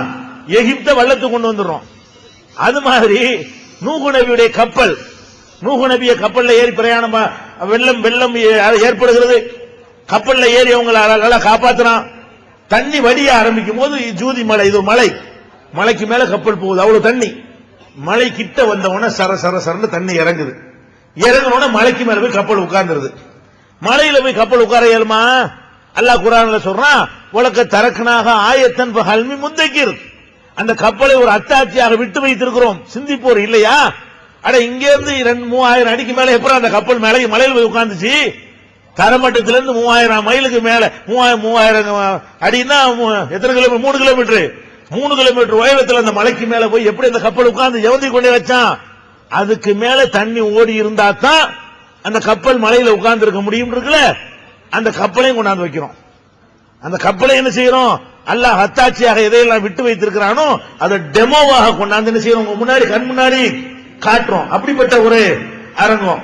அது மாதிரி வந்து நபிமார்களுடைய வரலாறு வந்து ஒளியும் கண்காட்சியாக இருட்டறையில இருந்து அதை பல டேபிள்கள் ஒவ்வொரு நபியுடைய வரலாறுக்கும் எது ஆதாரப்பூர்வமாக கிடைக்கிறதோ, அவங்க விட்டு சென்ற இடங்கள், அவங்க பயன்படுத்திய பொருள்கள், அவங்க காலத்தில் நிகழ்ந்த அற்புதங்கள், அவங்களுடைய போதனைகள், இதையெல்லாம் ஒரு இடத்துல இருந்து கேட்கிற மாதிரி அது ஒரு பிரம்மாண்டமான கிட்டத்தட்ட 1.5 கிரவுண்ட். அதுக்கு ஒதுக்கி இருக்கிற எவ்வளவு? 1.5 கிரவுண்ட்னா எவ்வளவு ஆச்சு? 3600 ஸ்கொயர் ஃபீட். அப்ப 3600 ஸ்கொயர் உங்க வீடை விட பெருசா இருக்கும். அவ்வளவு இடத்துக்குள்ள எது வைக்கணும்? இந்த நபிமார்கள் வரலாறை வந்து ஒரு ஒளியுமாக நீங்கள் பார்க்கக்கூடிய வகையில, மார்க்கத்தினுடைய வரம்பை மீறிடாத வகையில அதை வந்து நினைஞ்சிருக்கிறோம், தயார் பண்ணி இருக்கிறோம். அதை பார்ப்பீங்க. அதே மாதிரி குழந்தை பிறந்ததுல இருந்து சாவுற வரைக்கும் இருக்கிறோம், அதை பார்ப்பீங்க. அதே மாதிரி குழந்தை பிறந்ததுல இருந்து சாவுற வரைக்கும் மார்க்க அடிப்படையில் எதை செய்யலாம் எதை செய்யக்கூடாது என்பதை விளக்கக்கூடிய பிறப்பு முதல் இறப்பு வரை அப்படிங்கிறதுல என்னென்ன செய்யலாம், அதுக்குள்ள ஆதாரம் என்னென்ன செய்யக்கூடாது என்று அது பொம்மை வடிவத்தில் செய்து காட்டி, டெமோவாக காட்டி, அதுக்குரிய வசனங்கள் ஹதீஸ்கள் எல்லாம் போட்டு வித்தியாசமான முறையில் ரொம்ப ஈர்க்கக்கூடிய, அது பெண்கள் தான் தயார் பண்ணிருக்காங்க. அதை கூட நம்முடைய மதரசாக்கள் படிக்கக்கூடிய மாணவிகள் தான் அதுகளை பொறுப்பேற்றுக் கொண்டு என்ன செய்யறாங்க, நாங்க அதை செய்யறோம் முன் வந்து செய்யறார்கள். அது ரொம்ப அற்புதமா சிறப்பாக அமைந்திருக்கிறது. அது ஒரு பக்கம் நடந்துகிட்டு இருக்கும். அதே மாதிரி வந்து தொழுகை நேரம் இருக்கு. இத்தனை மணிக்கு லோஹர், இத்தனை மணிக்கு அசர்ன்னு சொல்றோம். ரசூலுல்லாஹ் காலத்துல மணியா இருந்துச்சு இல்ல. அந்த காலத்துல இருந்த முறை என்ன? இது எப்படி மணிக்கணக்கில் எப்படி மாத்தி அதை கண்டுபிடிக்கிறது? தொழுகை நேரத்தை எப்படி நம்ம தீர்மானிக்கிறோம்? கிப்லா இந்த பக்கம் தான் இருக்குன்னு நம்ம எப்படி கண்டுபிடிக்கிறோம்? இந்த விஷயங்கள், அது மாதிரி மக்காமை கிப்லாவுடைய இது ஒண்ணு, பிறை, இந்த மூணையும் வந்து உங்களுக்கு செஞ்சு காட்டுறதுக்கு ஒரு அரங்கம். எப்படி சூரியன் அப்படி உதிக்க விட்டு அது எப்படி வருதுங்கிறத காட்டி அந்த வெளிச்சம் ஒரு டெமோவா புருஷ சூரியனை செஞ்சு வச்சிருப்போம். சூரியனை செஞ்சு சந்திரனை செஞ்சு நீங்கள் அதையே என்ன செய்யலாம், எப்படி வந்து தொழுகை நேரத்தை தீர்மானிக்கிறோம், எப்படி கிப்லா இங்கதான் இருக்குன்னு எப்படி கண்டுபிடிக்கிறோம் என்பதை கொஞ்சம் அறிவியல் சிந்தனை உள்ளவர்களாக இருந்தா அவங்க எளிதில் விளங்குவதற்காக வேண்டி தொழுகை நேரம், பிறை, கிப்லா இந்த மூன்றையும் அறிவியல் பூர்வமாக விளக்கக்கூடிய கண்காட்சியும் அதுல வைத்திருக்கிறோம். அதே மாதிரி வந்து இஸ்லாத்தினுடைய அறிவியல் வழக்கு, அறிவியல் என்ன, குர்ஆன்ல சொல்லப்பட்ட விஷயங்கள் இன்றைக்கு விஞ்ஞானம் நிரூபிக்கிறது. அதை விளக்கும். இந்த வசனத்தில் இப்படி இருக்கிறது, விஞ்ஞானிகள் இதை கண்டுபிடிச்சிருக்கிறாங்க, இது 1400 வருஷத்துக்கு முந்தி இதை அல்லாஹ் சொல்லி இருக்கிறான்னா இது அல்லாஹ்வுடைய வேதம் என்பதற்கு இது ஆதாரம் அப்படின்னு சொல்லி விஞ்ஞானத்தை பத்தி இஸ்லாம் என்னென்னலாம் சொல்லி இருக்கிறதோ, முன்னறிவிப்புகளை பற்றி இஸ்லாம் என்னென்னலாம் சொல்லி இருக்கிறதோ அதையெல்லாம் பார்த்து அறிவை வளர்த்துக் கொள்வதற்காக, ஈமானை பலப்படுத்திக் கொள்வதற்காக, நம்முடைய நம்பிக்கையை உறுதிப்படுத்திக் கொள்வதற்காக அதற்கென்று ஒரு தனியான அரங்கம். அதே மாதிரி இஸ்லாத்தை பற்றி நமக்கு தான் தெரியல, பெரிய பெரிய மேதைகள்லாம் அதை பார்த்துட்டு சிலாகித்து பாராட்டி சொல்லி இருக்கிறார்கள். காந்தியடிகள்ல இருந்து, அன்னி பெசன்ட் அம்மையார்ல இருந்து, ஜவஹர்லால் நேருவில இருந்து, மறைந்த அண்ணாவில் இருந்து பெரிய பெரிய உலகளாவிய தலைவர்கள் எல்லாம் இஸ்லாத்தை பத்தி என்ன சொன்னாங்க அது அப்படி நோட்ஸ் எடுத்துக்கலாம். டைரி கொண்டு வந்தா 10 டைரி பத்தாது, அவ்வளவு சரக்கு வச்சிருக்கிறோம். அப்ப டைரிகளை கொண்டு வந்து என்ன செய்யணும், அவ்வளவு நோட்ஸ் எடுத்துக்கொள்ற அளவுக்கு ஒவ்வொருத்தரும் எப்படி எல்லாம் இஸ்லாத்தை பத்தி சொல்லி இருக்கிறார்கள் அதை விளக்குவதற்கான ஒரு அரங்கம். அதே மாதிரி குர்ஆன் கண்காட்சி தனியா வச்சிருக்கிறோம். அந்த காலத்துல குர்ஆன் எழுத்து எப்படி இருந்துச்சு, இப்ப எழுத்துல என்ன மாற்றம் வந்துச்சு, இவ்வளவு பெரிய குர்ஆன்ல இருந்து இவ்வளவு பெரிய குர்ஆன், இவ்வளவு பெரிய குர்ஆன், இவ்வளவு பெரிய குர்ஆன், இவ்வளவு பெரிய குர்ஆன், இவ்வளவு பெரிய குர்ஆன் என்று பல வடிவங்கள்ல இருக்கிற குர்ஆன்களை எல்லாம் வைத்து திருக்குர்ஆனுக்கு ஒரு தனியான ஒரு கண்காட்சி. இஸ்லாமிய நூல்கள், ஹதீஸுக்காக எவ்வளவு நூல்கள் எழுதப்பட்டிருக்குது, இவ்வளவு நூல்கள் எந்த மதத்துக்காவது இத்தனை தலைப்புகள்ல இத்தனை வால்யூம்கள்ல நூல்கள் இருக்கான்னு கேட்டா உலகத்திலே கிடையவே கிடையாது. இஸ்லாத்துக்கு இருப்பது போன்ற அளவுக்கு நூல்கள் எண்ணிக்கை உலகத்தில் எங்கேயும் இல்லை என்று சொல்லக்கூடிய வகையில இஸ்லாமிய நூல்களின் கண்காட்சி அது தனியா இருக்கும். இன்னொரு பக்கத்துல சாப்ட்வேர் கண்காட்சி. சாப்ட்வேர்னா என்ன, குர்ஆனுக்கு எவ்வளவு சாப்ட்வேர்கள், ஹதீஸுக்கு எவ்வளவு சாப்ட்வேர்கள், இதெல்லாம் பாத்தீங்கன்னா அவ்வளவு சாப்ட்வேர்கள் கிட்டத்தட்ட என்னுடைய என் கையிலேயே கிட்டத்தட்ட 100 சாப்ட்வேர்கள் இருக்கு. இஸ்லாத்தை பத்தி சொல்லக்கூடிய சாப்ட்வேர்கள் இன்னும் நாங்கள் கலெக்ஷன் பண்ணிட்டு இருக்கிறோம்.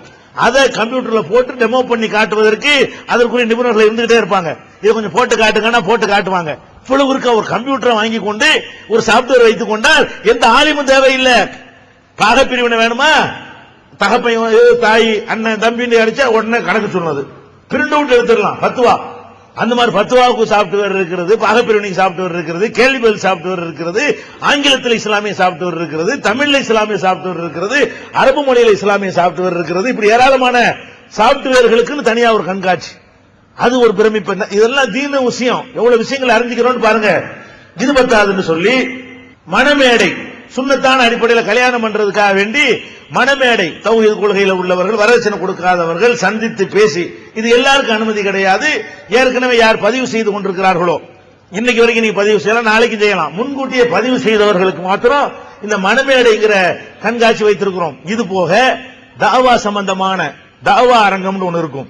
அந்த அரங்கத்தில் முஸ்லிம் அல்லாத மக்களுக்கு இஸ்லாத்தை சொல்ல விரும்பினால் அதுக்கு என்னென்ன புஸ்தகங்களை கொடுக்கலாம், என்னென்ன பிரசுரங்களை கொடுக்கலாம்னு சொல்லி நாங்களே பல்லாயிரக்கணக்கான புஸ்தகங்களுக்கு மாத்திரம் 20 லட்சம் ரூபாய் செலவு பண்ணிருக்கோம். பிரசுரங்கள் ஓசியாக கொடுக்கிற பிரசுரங்களுக்கு மாத்திரம். அந்த மாதிரி என்ன செய்யறது, பிரசுரங்கள் வேணுங்கிற பிரசுரங்களை எடுத்துட்டு போகலாம். நீங்க கூட அரிச்சு கொடுக்கலாம், ஒவ்வொரு சாம்பிள் தருவோம், நீங்க முஸ்லீம் அல்லாதவருக்கு பிரிண்ட் பண்ணி நீங்க கொடுக்கணும். அது மாதிரி தாவாவை தூண்டுவதற்காக வேண்டி தாவா அரங்கம் உருது மொழிக்குன்னு தனியாக வர வச்சிருக்கிறோம்.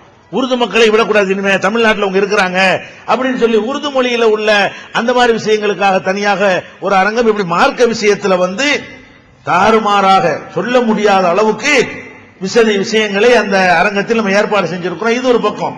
இது ரொம்ப முக்கியமான விஷயம். இப்ப சொல்லப்படக்கூடிய இதெல்லாம் மார்க்கம், இதெல்லாம் ஆன்மீகத்துக்காக மறுமை சம்பந்தப்பட்ட விஷயங்கள். நான் சொன்ன இவ்வளவும் மறுமை சம்பந்தப்பட்ட நீங்க வெற்றி பெறுவதற்கான வழிகாட்டுதல்கள். அது ஒரு பக்கம் இருந்துகிட்டு இருக்கிறது. இன்னொரு பக்கம் போனீங்கன்னு சொன்னா இந்த துன்யாவில் நீங்கள் ஒழுங்கா இருக்கணும். துன்யாவும் தீனும் சேர்ந்ததுதான் இஸ்லாம். தீனை பத்தி துன்யாவை பத்தி பேசாம வெறும் தீனு பேசிட்டு இங்க பட்னியாக சாக முடியாது. சோறு வேணும், வேலை வேணும், வீடு வேணும், ஆட வேணும், வாழ்க்கை துணை வேணும், சந்தோஷம் வேணும். இதுக்கெல்லாம் வழிகாட்டணுமா இல்லையா? அதை பத்தி தெரியாத ஒரு சமுதாயமா அந்த சமுதாயம் இருக்கிறது. ஒண்ணுமே தெரியல. எந்த அளவுக்கு பின்தங்கி இருக்கிறது. நம்ம வாழக்கூடிய நாட்டில் நமக்கு அவ்வளவு சலுகைகள் இருக்கிறது, அவ்வளவு நலத்திட்டங்கள் இருக்கிறது. அதை வாங்க தெரியல, அதை எப்படி பயன்படுத்தணும்னு தெரியல. இவ்வளவு பின்தங்கி இருக்கக்கூடிய நிலையில இந்த சமுதாயத்தை கொஞ்சம் விழிப்புணர்வு ஊட்டணும் அப்படிங்கிறதுக்காக என்ன பண்றோம், ஃபர்ஸ்ட் என்ன படிக்கலாம் அப்படின்னு ஒரு கண்காட்சி. என்ன படிக்கலாம்னா என்ன, 40 நிபுணர்கள் அங்க இருப்பாங்க. சும்மா ஒரு டேபிள் போட்டு உட்கார்ந்துக்கிறது இல்ல. என்ன படிக்கலாம்ங்கிற அந்த அரங்கத்திற்குள்ள 20 பெண் நிபுணர்களும் 20 ஆண் நிபுணர்களும் இருப்பார்கள். பெண்கள் அவங்க எதை படிக்க விரும்புறாங்களோ அந்த பெண்கள்கிட்ட போனீங்கன்னு சொன்னா எல்கேஜில இருந்து கல்லூரி படிப்பு வரைக்கும் எதை பத்தின விவரங்கள் வேண்டும் என்றாலும் என் பையனை நான் எல்கேஜில சேர்க்கணும், என்னென்ன பாடத்தை எடுக்கலாம், 5ஆம் கிளாஸ் படிக்கிறான், நெக்ஸ்ட் என்ன படிக்க வைக்கலாம், ஒரு விவரம் இல்லாத ஒரு பாமரனா நீங்க கேட்டாலும் உங்களுக்கு தேவையான அனைத்து விவரங்களும் என்ன செய்யப்படும். பீரியட் எப்படி கல்லூரியில் படிக்கிறேன்னு வைங்களேன், இந்த படிப்பு ஒரு படிப்பு இருக்கு, பிபிஏ படிக்கணும், எம்பிஏ படிக்கணும் அப்படின்னு ஒரு நினைச்சீங்கன்னு சொன்னா அது எந்தெந்த ஊர்ல எல்லாம் படிக்கலாம், எந்தெந்த காலேஜில் எல்லாம் அது உண்டு, எந்தெந்த காலேஜில் கொள்ளையடிக்கிறான், எந்தெந்த காலேஜில் சுமாரா ரீசனபிளாக அதுக்கு கட்டணம் வச்சிருக்கிறான் என்ற விவரங்கள். இந்த படிப்பதற்கு எத்தனை வருஷம் ஆகும், எத்தனை மார்க் எடுத்தால் இது கிடைக்கும், இதுக்கு இந்த படிப்பு படித்தால் என்ன மாதிரி வேலை கிடைக்கும், உள்நாட்டில் என்ன வேலை கிடைக்கும், வெளிநாட்டில் என்ன வேலை கிடைக்கும், அதுக்கு என்ன ஊதியம் கிடைக்கும். இந்த படிப்பு படிப்பதற்கு முஸ்லீம் அமைப்புகள்ல இருந்து யார் யார் உதவி செய்யலாம், கல்விக்காக உதவி செய்யக்கூடிய நிறுவனங்கள் எங்க இருக்கிறது, அரசாங்கத்திலிருந்து எப்படி இவ்வளவு விஷயம் ஒரு பேப்பர் அடிச்சு கொடுப்போம். ஒரு பேப்பரை நீங்க கேட்டீங்கன்னா வாயினால சொல்லி விட்டுற மாட்டோம், மறந்துடுவீங்கள. நீங்க நோட்ஸ் எல்லாம் குறிப்பெடுத்துட்டு வருவானா, அப்படி ஒரு 30 பக்கத்தை எடுத்து கையில கொடுப்போம். அந்த அப்படி பிபிஏ படி, அப்படி நீ என்ன படிக்கிற டாக்டர், அப்படி நீ என்ன கலெக்டர், அப்படி சொல்லி விளக்கமும் கொடுத்து அவன் என்னென்ன படிக்க நினைக்கிறான். 3000 பக்கங்கள் எவ்வளவு தகவல் திரட்டி இருக்கிறோம். கல்விக்கு வழிகாட்டுவதற்காக மட்டும் 3000 பக்கங்கள், ஒவ்வொன்றுக்கும் 20 பக்கம், 10 பக்கம், 30 பக்கம் வரும். அதுல அது சம்பந்தமான அனைத்து டீட்டெயில்களும் இருக்கும். அதை வாங்கிட்டு போய் வெளியில உட்கார்ந்து படிச்சுட்டு புரியலன்னா மறுபடியும் அரங்கத்துக்கு வரலாம். இது என்னங்க ஒண்ணு புரியாம இருக்குன்னு விளக்கம் கேட்கலாம். 2 நாளுக்கு தான் வச்சிருக்கிறோம். இந்த 2 நாளைக்கு இடையில அதுக்குள்ள நுழைஞ்சிட்டு போனால் இந்த மக்கள் படிப்பையும் தேர்ந்தெடுக்க தெரியல, அரசாங்கத்தில் பணத்தை அள்ளி அள்ளி கொடுக்கறான், வாங்க தெரியல, அவன் வாங்கி அவன் படிச்சிட்டு இருக்கிறான், அவ்வளவு சலுகைகள் கொடுக்கறான், அப்ளிகேஷன் கொடுக்க தெரியல, எங்க கொடுக்கணும்னு தெரியல. இந்த அளவுக்கு பின்தங்கி இருக்கிற ஒரு சமுதாயத்தை முன்னேற வைப்பதற்காக வேண்டி என்ன படிக்கலாம் என்ற ஒரு அரங்கம், அது ஒரு கண்காட்சி அரங்கம் தனியாக நடந்துகிட்டே இருக்கும். அதுக்கப்புறம் என்னது, என்ன படிக்கலாங்கிறதோட என்ன வேலை, வேலைக்கு அலைகிறான் எல்லாரும். எனக்கு தெரிஞ்சு ஆளுக்கு அலைகிறாங்க எத்தனை பேர், நிறைய பேர் வேலைக்கு அலைஞ்சிட்டு இருக்கிறான். எனக்கு தெரிஞ்சு வேலை இல்லைன்னு என்கிட்ட வந்தால் நான் ஒரு 50,000 பேருக்கு வேலை கொடுப்பேன். என்கிட்ட இல்ல, என்கிட்ட அவ்வளவு பேர் சொல்றாங்க எங்களுக்கு 10 பேர் வேணும், எங்களுக்கு 20 பேர் வேணும். ஒரு பக்கம் ஆள் கிடைக்காம அலமோதுறான், இன்னொரு பக்கம் வேலை கிடைக்கிறேன்னு போய் சொல்லி திரிகிறான். கம்யூனிகேஷன் இல்ல, எங்க போய் தேடணும், எப்படி தேடணும், எது வேலைன்னு தெரியல. அப்ப என்ன படிப்புக்கு என்ன வேலை, என்னென்ன வேலைகளுக்கு வாய்ப்புகள் இருக்கிறது, இந்த விஷயங்கள்லாம் விளக்குவதற்காக வேண்டி உள்நாட்டில் என்ன வேலை, வெளிநாட்டில் என்ன வேலை கிடைக்கும் என்று வேலை வாய்ப்பு சம்பந்தமாக விளக்குவதற்காக சாதாரண ஆட்கள்லாம் வரல. இந்த தனியார் தொலைக்காட்சிகள்ல இதை பத்தியே விளக்குவாங்க சில நிபுணர்கள், அவங்கள கொண்டு வர்றோம், அவங்களுக்கு உரிய ஹதியாவையெல்லாம் கொடுத்து என்ன செய்யறோம், அவங்கள கொண்டாந்து உட்கார வைக்கிறோம். நாங்களும் சேர்ந்து உட்கார்ந்துகிட்டு என்ன செய்வோம், குஞ்சாலி மறுக்காரும் கூட கூட எங்களுக்கு தெரிஞ்சு சொல்லுவோம். அந்த மாதிரியான விளக்கம் தருவதற்காக வேண்டி வேலை வாய்ப்பு அரங்கம், வேலை வாய்ப்புக்கான சும்மா சுத்திட்டு தெரியாது, தருதலையா சுத்தாத, எனக்கு நான் இந்த நிலையில் இருக்கிறேன், எனக்கு ஏதாவது வழி சொல்லுங்கன்னு கேளு. என்கிட்ட காசும் இல்ல, ஒண்ணும் கிடையாது, இன்னது படிச்சிருக்கிறேன், எனக்கு என்ன வழி காட்டுங்கன்னு கேளு, அங்க கிடைக்கும் வழி. இன்ஷா அல்லாஹ் என்ன செய்வோம், அதற்கான வழிகாட்டுதல் யோசனை உங்களுக்கு தரப்படும். அதுக்கு ஒரு அரங்கம். அது மாதிரி சிறு தொழில் பெருந்தொழில் வழிகாட்டி அரங்கம். ஒரு தொழில் செய்ய நினைக்கிறீங்க, இன்னைக்கு ரொம்ப முக்கியமா உங்க மாவட்ட பெருந்தொழில் வழிகாட்டி அரங்கம். ஒரு தொழில் செய்ய நினைக்கிறீங்க, இன்னைக்கு ரொம்ப முக்கியமா உங்க மாவட்டத்துக்கு ரொம்ப தேவை. தஞ்சை மாவட்டத்தில் என்ன 3000 ரூபாய் சம்பாதிக்கிறான், போய் 5000 ரூபாய் அனுப்புறான், வெளிநாட்டில் போய் 5000 ரூபாய் அனுப்புறான். அந்த 5000 ரூபாய் அனுப்புறதுக்கு 1.5 லட்சம் ரூபாய் விசாவுக்கு காசு செலவழிக்கிறான். 1.5 லட்சம் ரூபாய் 2 லட்சம் ரூபாய் செலவழிச்சிட்டு போய் அந்த காசு ரிட்டர்ன் ஆகுமா? ரிட்டர்ன் கிடையாது, போனதுதான். Agent கொடுத்ததுதான், ticket எடுத்ததுதான். 1.5 லட்சம் ரூபாய் எப்படி கொண்டே கடலை கொண்டே மாதிரி போட்டு 3 வருஷம் வேலை பார்க்கறான் 5000 ரூபாய் சம்பளத்துக்கு. அதே அந்த 1.5 லட்சம் ரூபாய் இருந்தா உன் ஊர்ல உட்கார்ந்துகிட்டு, உன் நாட்டில் உட்கார்ந்துகிட்டு, உன் பொண்டாட்டி பிள்ளையோட சந்தோஷமா உட்கார்ந்துகிட்டு 10,000 ரூபாய் சம்பாதிக்கலாம். 10,000 ரூபாய் சம்பாதிக்க வழி இருக்கும்போது ஏன்டா ஏஜென்ட் கொடுத்துக்கிட்டு 5000 ரூபாய்க்கு அடிமை வேலை பார்க்கிற? சுதந்திரத்தை இழந்துட்டு பேச்சுரிமை உண்டாங்க, ஏதாவது சந்தோஷம் உண்டா? போன்லயே குடும்பம் நடத்தணுமா? ஏன் சந்தோஷமா மனைவி மக்களோட இந்த நாட்டில் வாழ வேண்டியதானே? காசு தானே உனக்கு வேணும். இந்த 4000 ரூபாய் 5000 ரூபாய் இங்க சம்பாதிக்க ஏழுமா ஏழாதா? ஏழும். சிறு தொழிலுக்காக நாங்கள் 200 தொழில்களை கண்டறிந்திருக்கிறோம். எவ்வளவு தொழில்? 200 தொழில்களை பட்டியல் போட்டு வச்சிருப்போம். வேணுங்கிறவங்க ஆளுக்கு ஒண்ணு எடுத்துக்கலாம். அதுல நீங்க எதை செலக்ட் பண்றீங்களோ 1 2 3.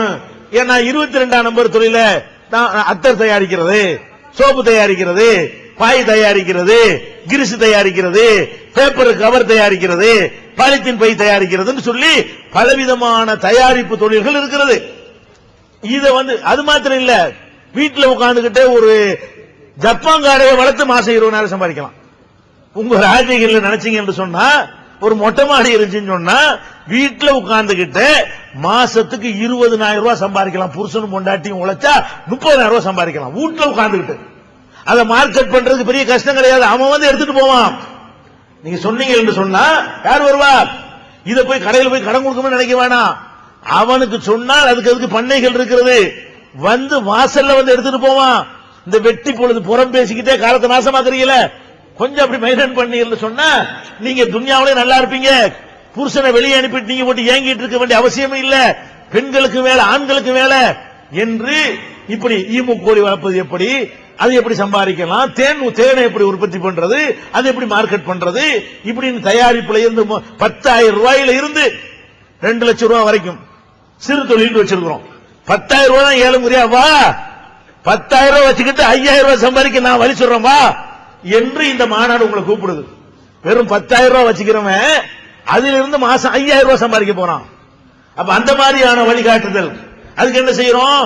அந்த நம்பரை சொன்னோன்னு எனக்கு இந்த தொழிலை பத்தி விவரம் தாங்கன்னு கேட்டா நீங்க 44ஆம் நம்பர்னு சொன்னீங்கன்னு வைங்க, அந்த செட்டத்தை கையில தந்துருவோம். அதுல என்ன இருக்கு?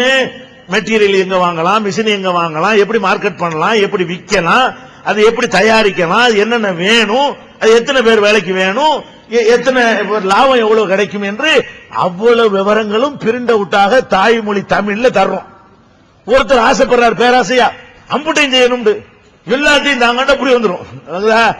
அதுக்காக என்ன பண்றோம்னா ஒரு சீடிலையும் கொடுக்குறோம்டா, எல்லாம் தானே வேணும், புஸ்தாம தரையில உனக்கு தூக்கிட்டு போற கஷ்டம் லக்கேஜ் போட்டுருவாங்க. இந்த ஒரு சீடி எப்படி கம்ப்யூட்டர்ல போட்டு பார்த்து 200 தொழிலையும் தெரிஞ்சுட்டு போ அப்படின்னு சொல்லி என்ன செய்யறோம்? அது சீடிக்கு மட்டும் காசு கொடுத்துடணும், சீடி காசு மட்டும் தேவையில்லாம வாங்க கூடாதுக்காக வேண்டி அந்த மாதிரியான தொழிலுக்கு வழிகாட்டுறதுக்கு ஒரு அரங்கத்தை. இதெல்லாம் எதுக்கு நீங்க யோசிக்கணும். ஏன்பா இது வரலாற்று ஜமாத்தா? வரலாற்று உண்டாக்கணும் நினைச்சுட்டு இருக்கிறியா? குரான் ஹதீஸ் படி வந்துட்டா எல்லாத்தையும் சிந்திக்கக்கூடியவனா ஒருத்த மாறுவான். இந்த இயக்கம் எது இதெல்லாம் சிந்திக்குது? குரான் எங்களுக்கு அதெல்லாம் சொல்லுதுப்பா. நபிகள் நாயகம் ஸல்லல்லாஹு அலைஹி வஸல்லம் அவர்கள் இதையெல்லாம் திங்க் பண்ணினார்கள். பள்ளிவாசல் அனைத்துக்கும் கேந்திரமாக இருந்தது. அப்படிப்பட்ட ஒரு ஜமாத்தை உருவாக்க நம்ம ஆசைப்படுறோம். இவன் என்ன நினைக்கிறான்? போர்டு போட்டுக்கிட்டு தொப்பி போடாத வராது. இன்னும் எங்க நிக்கிறான்னு பாருங்க. காட்டு மிராண்டி காலத்தில் இருந்துகிட்டு தொப்பி போடாட்டி வராத. உலகம் எங்க போயிட்டு இருக்கு, நம்ம எங்க இருந்துகிட்டு இருக்கிறோம், அடுத்தவன் எங்க போயிட்டு இருக்கிறான்னு எந்த ஒரு சமூக அக்கறையும் கிடையாம இந்த 7 வருஷம் நான் காலத்தை வீணாக்கிட்டு வந்த கூமுட்டைகள் சொல்லக்கூடிய சொல்ல கேட்டுக்கிட்டு நாசமா போய் கொண்டிருக்கிறார்கள். நாங்க இந்த சமுதாயத்தை ஆக்கப்பூர்வமான வழியில கொண்டு போவதற்கு ஒரு பக்கம் சிந்திச்சுக்கிட்டு இருக்கிறோம். யோசிச்சு பார்க்க வேண்டும். அடுத்து என்ன? கண்காட்சியிலேயே உலக சம்பந்தப்பட்டது. என்ன உலக சம்பந்தப்பட்டது? இன்றைக்கு நம்ம பயன்படுத்துற மைக்கு, டிவி, எவ்வளவு சாதனங்கள்லாம் இருக்குது. இதுகளை எல்லாம் நம்ம ஒரு 200 வருஷமா ஒண்ணு கண்டுபிடிக்கல. 200 வருஷமா முஸ்லீம்கள் என்ன செய்யல, பெருசா ஒண்ணு கண்டுபிடிச்சிடல. ஆனா 200 வருஷத்துக்கு முந்தி எடுத்துக்கிட்டீங்கன்னா நபிகள் நாயகம் காலத்திலிருந்து 1200 வருஷமாக உலகத்துக்கு விஞ்ஞானத்தை கண்டுபிடிச்சது நம்ம தான். தெரிஞ்சுக்கிறீங்க, எல்லா கண்டுபிடிப்புகளும் முஸ்லீம்கள் தான் கண்டுபிடிச்சான். ஐரோப்பாவெல்லாம் இருண்ட கண்டமாக இருந்த காலத்தில் அனைத்து விஷயங்களையும் உலகத்துக்கு சொல்லிக் கொடுத்தவன் யாரு? முஸ்லிம்கள்.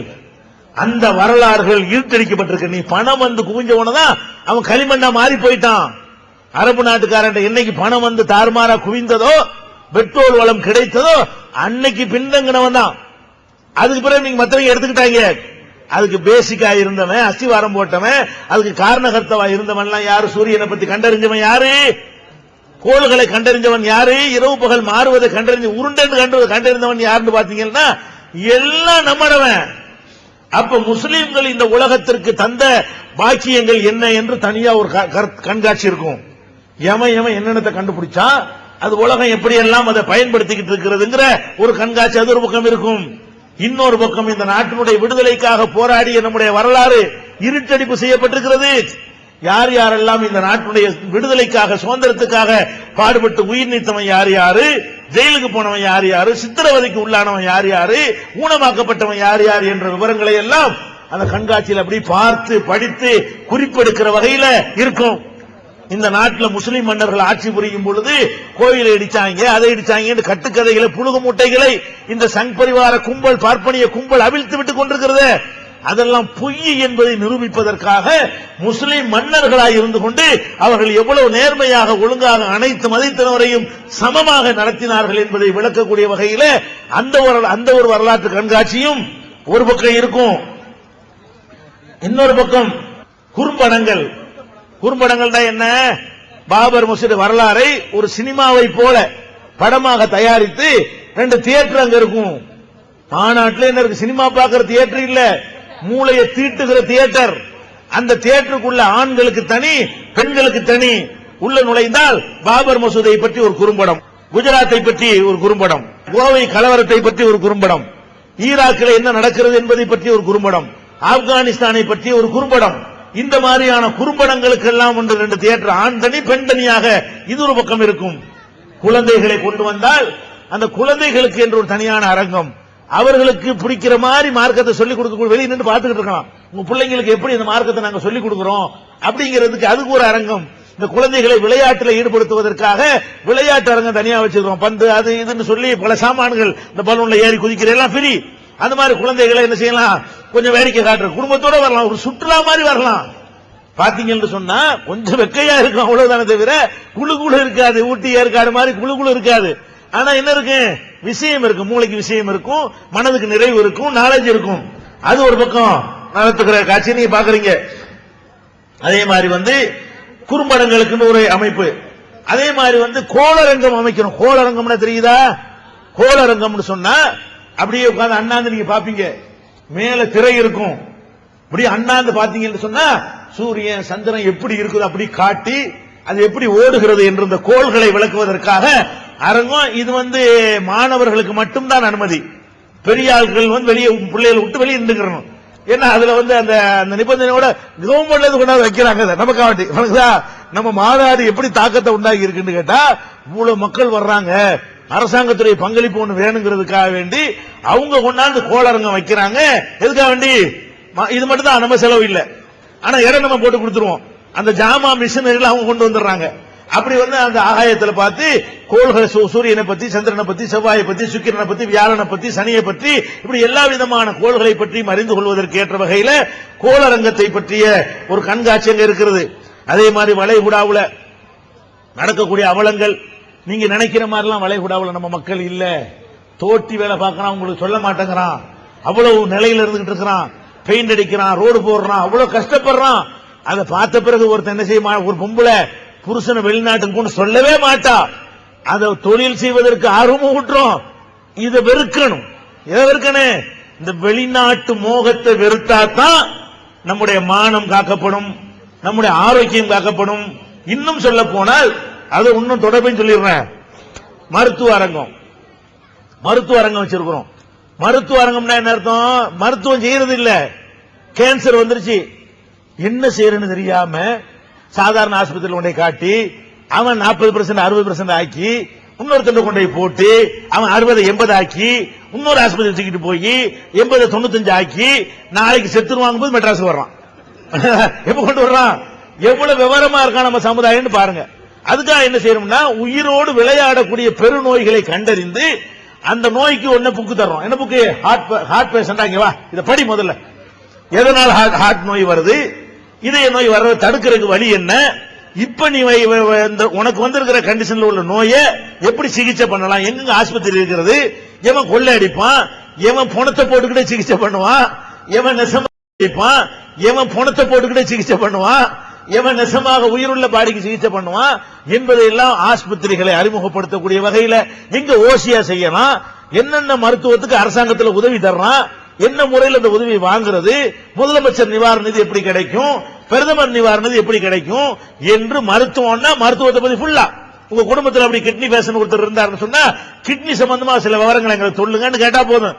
அப்படி கட்டு கட்டா பேப்பரையும் தந்து அழகா பயானம் பண்ணி உங்க மண்டையில ஏற்றி அனுப்பி விட்டுருவோம். அப்ப அந்த மாதிரி எல்லாம் இதெல்லாம் எதுக்கு நான் சொல்றோம், இந்த சமுதாயத்தை வந்து உலக சரித்திரத்தில் இப்படி மாநாடு நடக்கல. இன்ஷா அல்லாஹ் உலக வரலாற்றிலேயே இப்படி அனைத்தையும் பெரிய பெரிய பணம் செலவழிச்சு நடத்தப்பட்டிருக்கு.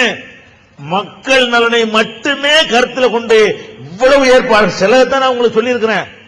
சொல்லிக்கிட்டே இது சொல்லாதுன்னு இருக்கு, இதுவே உங்களுக்கு போதுமான விவரமா இருக்கு. இதை தாண்டின விவரங்கள் அது உள்ள அடங்கி இருக்கிற இதெல்லாம் செய்யறோம். இது போக என்ன பண்றோம் கேட்டா அடிப்படையான வசதிகள் என்ன, அடிப்படை வசதி அவ்வளவு செஞ்சிருக்கிறோம்.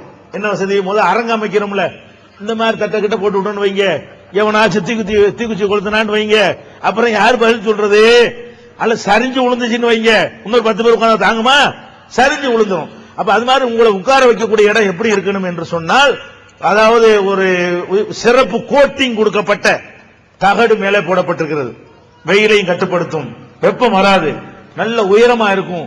இரும்பு தூண்கள், இதை விட இன்னொரு மடங்கு அகலமான இரும்பு தூண்கள் மீது அது நிறுவப்பட்டிருக்கிறது.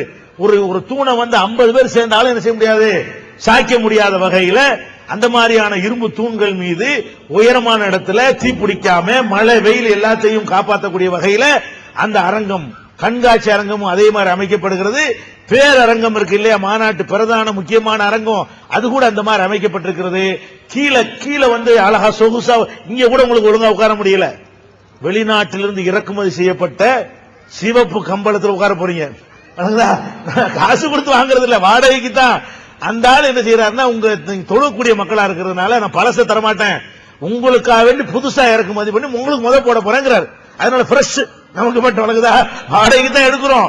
அவர் நம்மளையில பார்த்து விட்டு அந்த அரங்கத்தில் என்ன ஒரு வாரம் நின்றாரா, தொழுகையாளிகள் தொழுகைற மக்களா இருக்கிறீங்க, கண்ட இடத்துலயும் நான் கூட போட முடியாது, இதுல பல மாதிரி செஞ்சிருப்பானோ இந்த கார்பெட்ல, அதெல்லாம் படுக்கணும் வேற சொல்றீங்க ராத்திரில, அதனால கீழே விரிக்கிறது எப்படி இருக்கணும், புதுசா இருக்கட்டும் சொல்லி அப்படி பட்டு மாதிரி இருக்கும். தொழுகை முசல்லா இருக்க அந்த மாதிரியான முசல்லா மாதிரி ஃபுல் அரங்கம் முழுவதும் கார்பெட் போடப்பட்டிருக்கும். அப்படி உட்காரக்கூடிய, அப்படி அழகா படுத்துக்கலாம், ஜிலு ஜிலுன்னு காத்து வரும் 4 மணிக்கு மேல. அதுக்கப்புறம் வந்து தண்ணி வசதி, 4 போர் போட்டு இந்த தண்ணீரை எடுத்து செக்கப்புக்கு அனுப்பி இது குடிப்பதற்கு ஏற்றதானான்னு கண்டறிந்து டெஸ்டுக்கு வந்து ரிப்போர்ட் வந்த பிறகுதான் சப்ளை செய்யறோம். அந்த அளவுக்கு எல்லா விதமான சோதனைகளுக்கும் உட்படுத்தப்பட்ட குடி தண்ணீர். அது மாதிரி வந்து கொண்டு வர்ற வாகனங்களை நிறுத்துவதற்கு வசதி. மருத்துவம், ஆஸ்பத்திரி டாக்டர் செரியன் மருத்துவமனை வந்து அவங்களுடைய பிரான்ச்சே உள்ள கொண்டாந்து போடுறாங்க, அதுல எல்லாமே இருக்கும். என்ன இருக்கு, ஆபரேஷன் மட்டும்தான் இருக்காது, அதை தவிர பாக்கி அவசர சம்பந்தப்பட்ட எல்லா விதமான மருத்துவமும், ஹார்ட் பேஷண்டா இருந்தாலும் சரி, உடனடி சிகிச்சையா இருந்தாலும் சரி, குளுக்கோஸ் ஏற்ற வேண்டியா இருந்தாலும் சரி, திடீர்னு என்ன நடந்தாலும் சரி, ஹாஸ்பிட்டல் என்னென்ன வசதி இருக்குமோ அவ்வளவு வசதிகளோடும் இருக்கும். தயார் நிலையில 20 ஆம்புலன்ஸ் இருந்துகிட்டே இருக்கும். தயார் நிலையில ஆஸ்பத்திரியும் தனியாக, அரங்கத்துக்கு வெளியே பெரிய இடத்துல என்ன செய்யறோம், தனியா ஹாஸ்பிட்டல் ஒன்று அமைக்கிறோம், அந்த வசதி இருக்கிறது. அதே மாதிரி கழிவறையை பாத்தீங்கன்னு சொன்னா, மாநாடுகள்லாம் எப்படி கழிவறை போடுவாங்க, சும்மா சாக்க தொங்க விட்டு ஒருத்தன் போயிட்டு வந்தா 2வது ஆள் போக முடியாது. ஒரு தடவை போகலாம், 2 தடவை போகலாம், 3வது ஆள் போக முடியுமானா நசன்னு நாரி போய் அது உள்ள நுழைகிறதுக்கு என்ன செய்யாது, பாத்ரூமுக்கு வராது ஒருத்தனுக்கு. அந்த மாதிரி எல்லாம் இருக்கு, அதெல்லாம் கருத்துல கொண்ட, இதுக்கு செலவழிக்கிற பத்தி யோசிக்க வேண்டாம்னு சொல்லி வெஸ்டர்ன் இருக்கு. அதான் முட்டிக்கால் வலி உள்ளவங்க இருப்பாங்க, உட்கார முடியாது, சேர்ல உட்கார மாதிரி தான் உட்கார முடியுமா, அவங்களுக்கு வெஸ்டர்னும் இருக்கிறது, பாம்பே கக்கூசும் இருக்கிறது. அது போதுமான, ஆண்களுக்கு தனி பெண்களுக்கு தனி. அதுல என்னது, நல்ல உயரமான 9 அடி உயரம், யாரும் எட்டிலாம் பார்க்க முடியாது. அது மாதிரி நல்ல பக்கம் தடுப்பு போட்டு கதவு தான் போடுறோம், சாக்கு போடல, நல்லா லாக் பண்ணிக்கலாம். உள்ளே பைப்லாம் வச்சிருக்கோம், உள்ளே தண்ணி எல்லாம் வரும். வீட்டுல பாத்ரூம் போகும்போது எப்படி உங்களுக்கு அன்ஈஸியா இருக்காதோ, ஈஸியா போயிட்டு வந்துருவீங்களோ, அந்த மாதிரி வந்து வீட்டுல இருக்கிற மாதிரி பாத்ரூம் போகிறதுக்கு எந்த விதமான உறுத்தலும் இருக்காது. பெண்கள் பகுதி தனியா, ஆண்கள் பகுதி தனியா, அது ஒரு பக்கம் ஏற்பாடு செஞ்சிருக்கிறோம். அது மாதிரி வந்து வயர்லெஸ் கருவிகளோடு நம்முடைய வாலண்டியர்கள் சுத்திக்கிட்டே இருப்பாங்க. எதுக்காக வேண்டி, எங்க புருஷனை காணா, என் பொன்னாடியை காணாம ஒருத்தன் அவ்வளவு பெரிய கூட்டத்தில் எங்க போய் தேடுறது, உடனே இந்த தொண்டர்களை பிடிச்சி சொல்லிட்டீங்கன்னா போதும், என் புருஷன் பேர பறக்கத்தலி கொஞ்சம் மனைவி இந்த இடத்துல நிக்கிறாங்கன்னு சொன்னா அதுக்கு நம்பர் கொடுத்திருப்போம், 18ஆம் நம்பர் இடத்துல நிக்கிறாங்கன்னு சொல்லி, உடனே வயர்லெஸ்ல அவர் என்ன செய்வாரு, மைக் கண்ட்ரோல் சொல்லிடுவாரு, உடனே சொல்லி முடிச்ச கூட அங்க எல்லாத்துக்கும் அறிவிப்பு வரும் ஒலிபெருக்கில. பரக்கத் அலி அவர்களை அவங்க மனைவி பாத்திமா அவர்கள் தேடிக்கொண்டிருக்கிறார்கள். இந்த இடத்துக்கு வரவும் அப்செட் ஆக வேணாம், பதற வேணாம். பிள்ளைய காண போனாலும், புருஷன் காண போனாலும், பொண்டாடி காண போனாலும் அப்செட் ஆகக்கூடாது. உள்ளுக்குள்ள இருக்க போறோம். ஒரு ஊருக்குள்ள நடத்தினா எங்கிட்ட மிஸ் ஆயிருப்பாங்க. நம்ம தான் அடைச்சிடறோம், ஃபுல் ரவுண்டு கட்டிடுறோமே, 9 அடி உயரத்துக்கு நினைச்சிடறோம், ஃபுல்லா செவர் எடுத்துறோம், மாநாடு ஃபுல்லா நம்ம கண்ட்ரோல்ல. அது மாதிரி உள்ள நுழையும் போது எதையும் நான் கொண்டு வந்துடக்கூடாதுக்காக வேண்டி, அருவா கத்தி தூக்கிட்டு வந்துடக்கூடாது, எவனாச்சும் வேற உருண்டை கொண்டு வந்துடக்கூடாதுங்கிறதுக்காக வேண்டி மெட்டல் டிடெக்டர்லாம் வச்சு அதுக்குள்ள ஏறித்தான் வெளியே உள்ள வரணும். நீங்க ஆம்பளையா இருந்தாலும் பொம்பளையா இருந்தாலும் அதுல எது இருந்தாலும் தெரிஞ்சு போயிடும். நம்ம பாதுகாப்புக்காக செய்யறது, அது ஒண்ணு செய்ய மாட்டாங்க. அது மாதிரி அவசரமா வெளியே போவதாக இருந்தால் அவசரமா வெளியேறக்கூடிய எமர்ஜென்சி எக்ஸிட் இருக்கு இல்லையா, அதெல்லாம் கூட நம்ம என்ன செய்யறோம், ஏற்பாடு செய்யறோம். இது மாதிரி தேவையான உணவுகள் 175 கடைகள் இருக்கும். வேணுங்கிற சாப்பாடை வாங்கிக்கிற வேண்டியது. சாப்பிடுவதற்கு இந்த உட்கார்ந்து இருக்கிறீங்களே, இதை விட பெரிய இடத்த ஒன்று ஒதுக்கி வச்சிருப்போம். மேல சாமியான போட்டிருப்போம், அழகா டேபிள் போட்டு வச்சிருக்கோம். நீங்க வாங்கிட்டு வந்து ஜோடி ஜோடியா ஒண்ணு உட்காந்து குடிசனோட பொண்டாட்டி பிள்ளை அப்படி குடும்பமா உட்காந்து அப்படி இப்படி சாப்பிட்டுக்கலாம் சாப்பிடும் போது. அந்த மாதிரி ஆனா அது உங்களுக்கு காசு கொடுத்தா வாங்கிக்கிறேன். சாப்பாடு பெரிய கிடையாது, சாப்பாடு ஒரு பெரிய கிடையாது. சாப்பாட்டு கடை இல்லாம இன்னும் பல புஸ்தகங்கள் வாங்கலாம், சிடிகள் வாங்கலாம், தேவையானது வாங்கலாம், என்ன வேண்டாலும் வாங்கிக் கொள்ளக்கூடிய வேற வேற வர்த்தக கடையெல்லாம் கொண்டு வந்து வைக்கிறாங்க. அது மாதிரியான கடைகள். அது மாதிரி என்ன செய்யறோம்னு கேட்டா எல்லா பக்கத்திலையும் ஸ்கோப் வச்சிடறோம். அது மாதிரி உள்ளுக்குள்ள வந்த பிறகு அவ்வளவு தூரம் எனக்கே நடக்க முடியல. அவ்வளவு கிட்டத்தட்ட ஒரு 8-9 கிலோமீட்டர் வந்துருத, அது சுத்தி வர்றது அவ்வளவு தூரம் ஆகிடுது. எல்லாருக்கும் கஷ்டம். 9க்கு நம்ம போக போறது இல்ல, முதல் நாள் கொஞ்சம் பார்க்க போறோம், கொஞ்சம் ரெஸ்ட் எடுத்துக்கிறோம். நாங்க ஒரே நேரத்தில் கொஞ்ச நேரத்தில் சுத்தணும்ன்றதுனால அவ்வளவு கஷ்டமா இருந்துச்சு. முடியாதவங்க எல்லாம் வருவாங்க. அரங்கத்துக்குள்ளே ரிக்ஷா ரெடியா இருக்கும். முடியாத வயசானவங்களா, என்ன அரங்கத்துக்கு போறீங்க, 10 அரங்கம் வாங்க உட்காருமா, சரண்டு கூட விட்டுருவோம் அவசரம். அப்ப உள்ளுக்குள்ள காரு பஸ்ஸுக்கு அனுமதி கிடையாது. உள்ளுக்குள்ள ரிக்ஷா மோட்டர் இல்லாம மிதிச்சுக்கிட்டு போற ரிக்ஷா இருக்குல்ல, அந்த ரிக்ஷாக்களும் இழுத்துக்கிட்டு போற ரிக்ஷாக்களுக்கு மட்டும் ஃப்ரீ, அதுக்கெல்லாம் காசு கிடையாது. நீங்க எங்கெங்க ரிக்ஷா நிக்குது ஏறிக்கெல்லாம் காசு எல்லாம் கொடுக்க வேண்டியது இல்ல. நீங்க எங்க போகணும் அங்க கொண்டு விட்டுருவாங்க. வயசானவங்களுக்கு நடக்கிறாருக்கு நடக்கணும், வயசானவங்க சின்ன பிள்ளைகள் வர முடியும், நடக்க முடியல, பையன் அழுகுறான்னா சரி ஏத்திக்கிட்டு போங்க, கொண்டு விட்டுருவாங்க. இந்த மாதிரி என்ன செய்யறோம், இதெல்லாம் பண்றோம். அதுக்கப்புறம் முக்கியமான ஒரு விஷயம் என்னன்னு கேட்டா, இந்த தௌஹீத் ஜமாத் அதனுடைய வரலாறு நிறைய பேருக்கு தெரியல. புதுசா நீங்க எல்லாம் வந்திருக்கிறீங்க, பெரிய வரலாறு. நான் ஒரு சின்ன வரலாறு உங்களுக்கு துவக்கத்துல சொன்னேன்ல, ராஜகிரி வரலாறு என்ன நடந்துச்சுன்னு சொல்லி. இப்படி நாடு முழுவதும் பெரிய வரலாறு இருக்கிறது. சும்மா வளர்ந்துடல, இப்படி வளர்ந்துருக்குன்னா சும்மா வளர்ந்து நினைக்கிறீங்களா? இதுக்கு பின்னாடி பெரிய தியாகம் இருக்கிறது, உயிர் தியாகம் இருக்கிறது, ரத்தம் சிந்தியது இருக்கிறது, பலவிதமான கஷ்டங்களுக்கு பிறகு வளர்ந்திருக்கிறது. தௌஹீத் ஜமாத்துடைய வரலாற்று கண்காட்சி தனியா எப்படி ஆரம்பிச்சிச்சு, என்னென்ன ஊர்ல என்ன நடந்துச்சு, எந்தெந்த வருஷம் என்னென்ன இருந்தது, எத்தனை கேஸ் சந்திச்சோம், எத்தனை அடிதடி வாங்கணும், எத்தனை ஊர்ல ஊர் நீக்கம் செய்யப்பட்டோம், எவ்வளவு பெரிய கஷ்டங்களை எல்லாம் அனுபவிச்சோம். இன்னைக்கு திடீர்னு இப்படி லட்சக்கணக்கான மக்கள் வந்துட்டாங்களா? நாட்டிலேயே பெரிய இயக்கமா நம்ம இருக்கிற முஸ்லீம் அமைப்புலேயே இந்தியாவிலே நம்ம தான் பெரிய அமைப்பு. இவ்வளவு பெரிய மக்களை எவனாலும் இந்தியாவில் கூட்ட முடியாது. அந்த மாதிரி அளவுல வளர்ந்திருக்கணும். சும்மா வளர்ந்துடல, இன்னமும் தியாகம் பண்ணினால் ஒட்டுமொத்த இந்திய மக்களை நம்ம கீழே கொண்டு வர முடியும் இன்ஷா அல்லாஹ். அவங்களுக்கு நல்ல வழி காட்ட முடியும். தேர்தலில் போட்டிட்டு ஆதாயம் அடைகிறதுக்கு இல்ல, நல்ல வழி காட்டுறதுக்கு தான் சிந்திக்கிறோம். இதெல்லாம் நல்லா யோசிச்சு பார்க்கணும். இதெல்லாம் ஏன் நாங்க சிந்திக்கிறோம்? இதுல என்ன இருக்கு, எங்களுக்கு என்ன இருக்கு, இதுல லாபம், இதுல என்ன ஆதாயம் இருக்கிறது? இந்த ஜமாத்துக்கு ஒரு ஆதாயம் இல்ல, இது கடமை. அல்லாஹ் கேட்பான், மறுமைக்காக நம்ம செய்ய வேண்டிய வேலை. இதை செய்யலன்னா அல்லாஹ் என்ன செய்வான், நம்மள்ட்ட கேள்வி கேட்பான் என்பதற்காக வேண்டி இவ்வளவு ஏற்பாடுகளோடும் சிலதான் கூட சொல்லி இருக்கிறேன். இதை கடந்த ஏற்பாடுகள் இருக்கிறது. ஒரு பயான்னா கேட்கறதுக்காச்சும் நல்லா இருக்கும். இந்த மாதிரி பட்டியெல்லாம் ஒரு அளவுக்கு மேல போர் அடிச்சு போயிடும். நான் பாட்டுக்கு பட்டியல விட்டுக்கிட்டு இருந்தேன்னு வைங்க, பயான்னா அது ஒரு கணக்கு. இந்த தலைப்புல எல்லாம் அதுக்கு மேல ரொம்ப பேசணும்னு வைங்க, போர் அடிக்க ஆரம்பிச்சிடும். அதனால இப்ப சொன்ன விஷயங்கள் போதுமானதா இருக்கும். இதை கவனத்தில் கொண்டு விளங்கி கொண்டு நீங்க என்ன செய்யுங்க, ஒவ்வொருத்தரையும் ராஜகிரி காலியா போயிடணும். அன்னைக்கு அங்கதான் இருக்கணும், பண்டார விட காலியாயிரணும், ஒரு ஆள் வீட்டுல இருக்க கூடாது. அது மாதிரி சின்னது பெருசு எல்லாத்தையும் அழைச்சிட்டு வந்துருங்க. இன்ஷா அல்லாஹ் எல்லா விதமான ஏற்பாடுகளும் சிறப்பான முறையில் செய்யப்பட்டிருக்கிறது. இந்த மாநாடு வெற்றியடைய நிறைய துவா செய்ய வேண்டும். பெரும் பொருளாதார நெருக்கடியில் இது செய்யறோம். இறங்கும் போது இவ்வளவு வரும் நாங்க நினைக்கல, அதை தாண்டி போய் கொண்டிருக்கிறது. ஆனால் மக்களுடைய அடிப்படை வசதிக்கு கடன் பட்டாவது செய்வோம், தந்தாலும் சரி தரட்டாலும் சரி இறங்கிட்டோம். அல்லாஹ்வை நம்பி நாங்க களத்தில் இறங்கி இருக்கிறோம். அதனால பொருளாதார ரீதியாகவும் பெரிய, ஏன்னா வெளிநாட்டில் நம்ம வாங்க மாட்டோம், எந்த அரசாங்கமும் தரமாட்டான். அரசியல்வாதிகள்கிட்ட போய் பெரிய பெரிய கலைஞர்கிட்ட ஜெயலலிதா பெட்டி வாங்க முடியுமா? நமக்கு 2 பேரையும் கண்டிச்சுட்டு இருக்கிறோம், 2 பேரையும் ஆர்ப்பாட்டம் பண்றோம், எங்க போய் வாங்குறது? அதெல்லாம் வாங்கிட்டா கண்டிக்க இயலாது. வாங்கிட்ட சமுதாயத்துக்கு குரல் கொடுக்க இயலாது, வாங்கிட்ட பேச இயலாது.